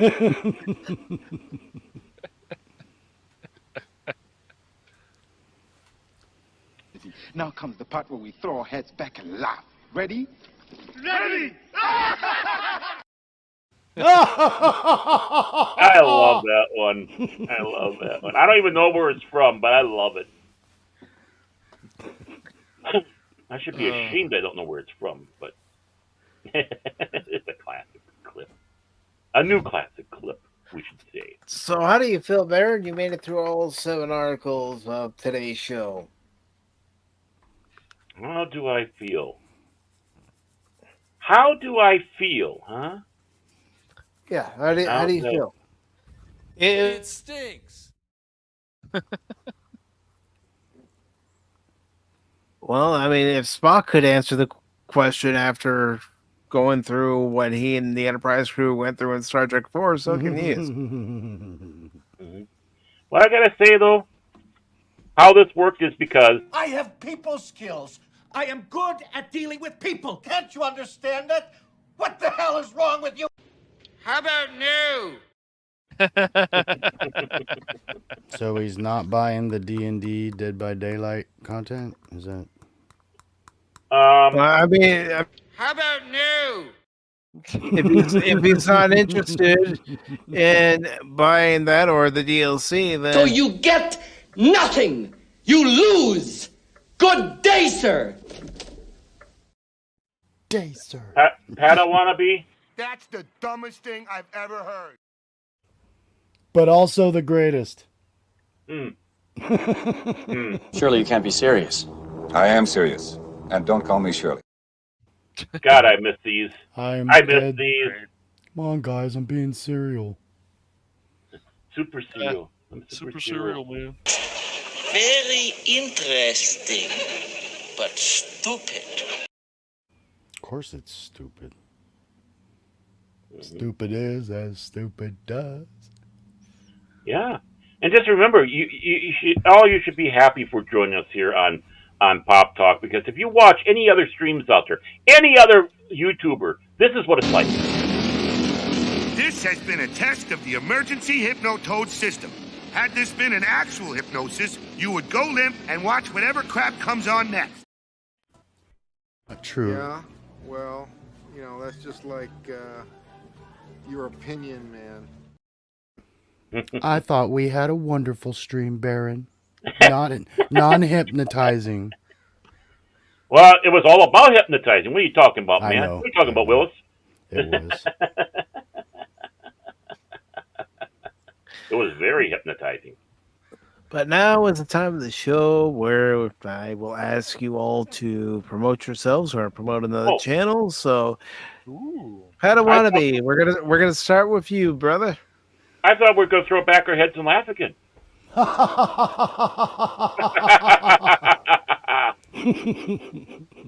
love never it. had it, never will. Okay, today's Sunday. Tonight we got Farscape. Farscape Watch Party. I think we're on episode 10, 11, and 12. That'll be on Appion's channel. And Carla Burton will probably appear with us on that. She's usually there for the watch parties. I will. It was made in Australia. Wow. She actually loves watching the shows we've been picking out. She's like, "That's a Kiwi," because we watched Legend of the Seeker, which was like probably 98% New Zealand cast and workers. And now we're watching Farscape, and she's like, "That's funny. That alien sounds like a Kiwi." Probably is. But yeah, she nails it. It's so funny seeing that. And Farscape's actually a very interesting show. It is. Have you seen it before? Oh my gosh. No, I haven't seen it. But the farting helium and then the napalm urine was, oh man. So far, it's been pretty good. The Long Suffering loved that show, and she's not into science fiction. Man. She loved that show. I'm trying to think now. I don't think Carla's watched it, or maybe I'm trying to think. Maybe all three of us haven't watched it, but Pop comes on, who has seen it many times, and so he's been our Jedi Master with that, because there's things, I mean, it's 90s television, they don't always do the best at explaining some things you really got to be like, oh yeah, remember when we saw that thing, or you really would have to do some recall. This would have been back in that time we had a little thing where you actually had to watch the show and retain what you saw instead of just sit on the phone going, look at them, just disco good. Okay, so it's still Sunday. So I think after the watch party, if the game is still going on Prime, I'll probably be on Outlaw Bill's channel to help do play-by-play with the end of the game. So I'll be there because we're trying to get that going. We don't all have the right streaming yet, and as the season goes on, game days will change. So, and then Tuesday. Ooh, what are we watching Tuesday? Tuesday on Appion's channel. I think we just watched Addams Family, but I think we might be watching 13 Ghosts on Tuesday. Ooh. We're kind of on a Matthew Lillard kick. We saw In the Name of the King with Jason Statham. Matthew Lillard plays a great role. He's killing it in these roles. He does so much better than everybody else. And then we just watched Scooby-Doo. And he's in 13 Ghosts. And then I believe this week is going to be your week, Cash. So on what day is it? Friday? He likes to do them at 5:30. We'll have to do some communication, make sure that time's good. But I think you're going to be this Friday. Cash is going to do Daredevil on Appion, on our Thedo, The Hill I Die On stream. You picked a sucky ass film. That's the hill you're dying on, man. This is a great. It's a great one. All that great either. I mean, it's like doing Wonder Woman 84, man. No, it's not even close to 84. It's actually pretty decent. The greatest Looker is 100 times better than the greatest thing about watching these movies that weren't taken very well or didn't have big box office numbers is they do. Every single one of these movies so far, somebody in them is giving us like their best performance on film. It is so funny for these movies, and it's like huge stars, like I picked Speed Racer, that wasn't very well received, but the way Susan Sarandon and John Goodman play those characters, if you miss that movie, you miss one of their best performances. Have you watched Looker, Cash? No. Looks terrible. I haven't watched it before, so I have nothing to really say on the we haven't watched. Okay, so you haven't watched it, so this is what I gotta say to you. Shut up. So have you watched Daredevil though? Yeah. Uh-oh. Oh yeah, huh? I don't believe you. Yeah, a long time ago. I like parts of Daredevil. I'm not gonna lie. Yeah, Jennifer Garner's one of those parts, but there's two parts that I really like on her. But Pacific has already given us his next pick. Yes. So. Oh, you got my pick too.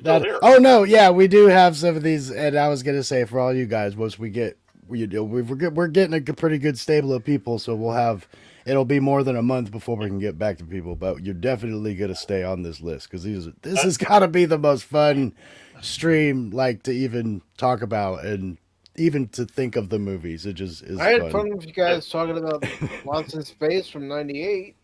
That was awesome. Meanie Rogers. Oh. So you got a stable of unstable people. Okay. Yeah, basically.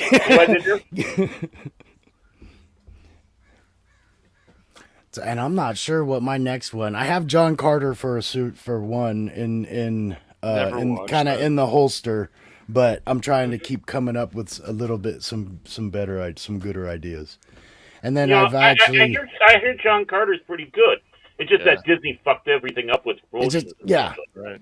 And that's kind of where I like to draw the line for this particular Theto stream is it doesn't have to be bad necessarily. It's just something people didn't really accept because if you die on a hill, like, oh, I'm going to pick Terminator. It's like, no, there's too many people on that hill. So what everybody has been picking has been spot on, like perfect for these kind of things. Scooby-Doo was great. I thought that was hilarious. Well, I'm gonna have to watch Daredevil again because it's been a long time since I've watched it. So. Oh yeah, and that's the one I'm gonna try and get the. Appiana did this a couple months ago, just going through the Marvel library, and we have I think we have the deleted scenes and some of that stuff too. So we'll see if we can't get all that on there. But yeah, I'll DM everybody and make sure. I'm pretty sure you're the next guest though. But that'll be Friday, if you can do that Friday. We'll get there. I'm not gonna make him answer on stream here.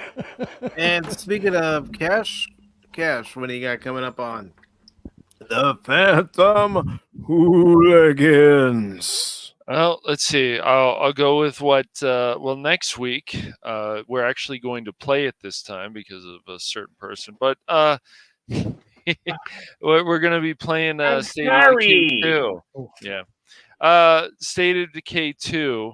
We'll be playing that next week at 6:30 p.m. Pacific Standard Time on Friday. So that'll be fun. I think what we're going to do is the Daybreak stuff, right? That's what it's called. We're going to do that for the few hours. That'll be fun. Beating up zombies. And if we have to feed the zombies to Baron or whatever, then, Because it's like Patriot and I were telling you last night, when you play Daybreak, you unlock different weapons in the regular game. Yeah. Yes, exactly. I can finally say in a few days, I just finished editing my video of Velma, so it's finished, and I just need to upload, and I'm all set. It's 6 hours long, folks. It's 6 hours. No, it's not. It's like 7. 7 minutes. 7 hours. Is that the series? Was that Velma series? Yeah, the Velma series, and then the special, and basically, I'm hoping it gets a lot of hate because I did my best not to curse much at all, so they did. So yeah, the Velma video is done, and then right, and then I don't know. I'm thinking of in the next day or two. I'm thinking about playing Doom Eternal. I haven't decided yet, but I'm going to be doing another game. It's been a little while since I've done a solo gaming stream, so I want to do that soon. Probably before Halloween, and I want to pick a Halloween type theme game. So yeah, that's what's coming up on the Phantom Hooligans and the Cash Money 007 on Twitch. And then I guess I'll also promote Cranky Old Fans coming up in just a few days on Tuesday at 8 p.m. Pacific Standard Time on Cash Money Madness and 10 p.m. Central. So with Baron and we're going to talk about 2 topics. And that is over on your Rumble channel. Yep, it's on the Rumble channel. Yep. Rumble. So yeah, that's there's always cool stuff going on, and I'll let Baron promote the rest. So. Wow. I know. Yeah. All right, Baron, you're up. Okay, I was just waiting for the cue. So, he already took care of cranky old fans, but I will hit on a show that takes place Thursday between 6 and 6:30 Central Standard Time. And the reason why 6 to 6:30 is that it's being run by a Norwegian. And that's how Norwegians schedule stuff. And that Norwegian's Chase Fox. And that show is The Beyond on Fox's 540 Studio channel. And what is it all about? Well, the host Chase Fox, Prismatics, Mr. Cash Monet down there, myself, Kilted Cajun, Whoopa Troopa will hopefully show up sometime, as well as Hoshi, and we just sit around, we talk about various topics, and have a crazy Norwegian host to boot with that, and to bear with. So please join us Thursdays between 6 and 6:30 Central Time for the 540s, The Beyond. Tomorrow at 5 o'clock, we'll premiere my latest video of gameplay of Contraband Police. I hope that you will please join us, or at least watch it there. Yes, and I know I got a reply back to a gentleman who was kind enough to leave me a message, and he thought it was great, but I sounded like I was a million miles away, and it's like, yeah, I know. It's a problem I've been fighting with for a long time on that one, and I hope I can find a solution. But, so, I mean, getting some positive, and of course, getting those thumb downs always make me happy. Because it means I'm tweaking somebody. So, with that, please join in on that one. Of course, I'm hanging out with the rest of these guys, whether they're gaming or they're on their streams. And with that, Cash Monet took care of some of those. I will leave it up to our master, Mike, Pacific414, Doc Pop himself. Back to you, Mike. I'm not your master. Master? Baron, relax.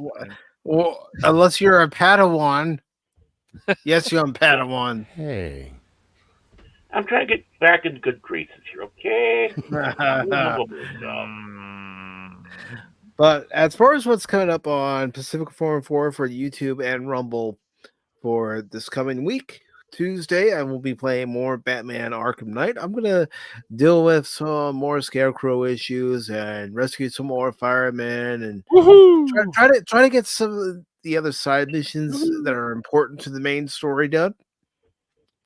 And then that's going to be occurring at 6 p.m. Eastern on both the YouTube and Rumble channel on Tuesday. Wednesday, we're having another watch party because I was thinking, you know what? It's Halloween Eve, and I already have a game stream scheduled up for Halloween. So why don't we just have another watch party? And as far as I know, Baron hasn't seen this movie. Cash, I'm not sure if you've seen this movie, but we are going to watch Ghostbusters Afterlife. Yep, I haven't watched it yet. I've been wanting to. I haven't yet. I'm looking forward to it. Because I ain't afraid of no ghosts. Well, okay, some ghosts. Okay, I'm scared of ghosts. So that'll be happening at 6 p.m. Eastern on Wednesday's Pop Talk. If you'd like to watch the movie alongside us, just click onto the Cosme link that'll be pinned to the top of the chat. Do it. And it'll also be pinned on the top of the chat on the Rumble side if anybody from the Rumble side wishes to watch along with us.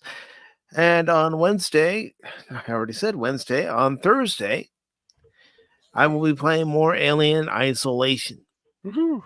Yes, I will be trying to avoid the Xenomorph and also those left behind on the station who killed me over and over and over again the other night. Thanks. Yeah. And I started ranting and raving. It's that gamer kind of rant and rave. Yeah, even on normal, that game can be challenging. I'm for that. So that'll be happening. And then, of course, we'll have next Sunday's Pop Talk. And on November 6th, well, we will be watching Transformers 1. Because it's out on digital, I went ahead and purchased it. And I hope you all enjoy it. I'm not saying you better enjoy it. Megatron. Okay, that wasn't a really good Megatron impression, but you get the idea. No, I want you all to join us because it was part of the poll that we had on the channel, on the YouTube channel, that is, and judge it for yourself. If you like it, cool. If you don't like it, you're not going to hurt my feelings. I already have my opinion on it. I want to hear other people's opinion on it.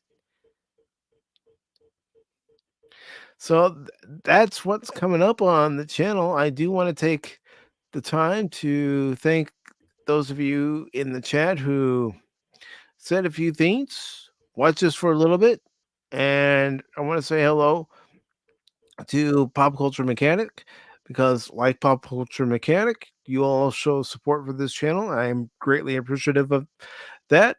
And Low Spec Linux Gaming was here, formerly known as Low Spec Linux Laptop. We had Tree Rock Creations. Thank you, Tree Rock Creations. Phil McCracken. Dadman Walking. Old Man, it's good to see you, old man. And you're wrong. So, folks, thank you for watching us. Hope you like what you saw. Make sure you subscribe to Baron Orban Tag's Fandom Legacy. Subscribe to Cash's channel, The Phantom Hooligans, and also Cash Money Madness. Subscribe to the Padawannabe. Subscribe to Apion, Outlaw Bill, and anyone else you want to subscribe to. And if you have recommendations of what channels we should check out and subscribe to, let us know in the comments section. And until then, remember, don't ever give up on me in a game, because just when you do, you might miss something. Autobots, transform and roll out!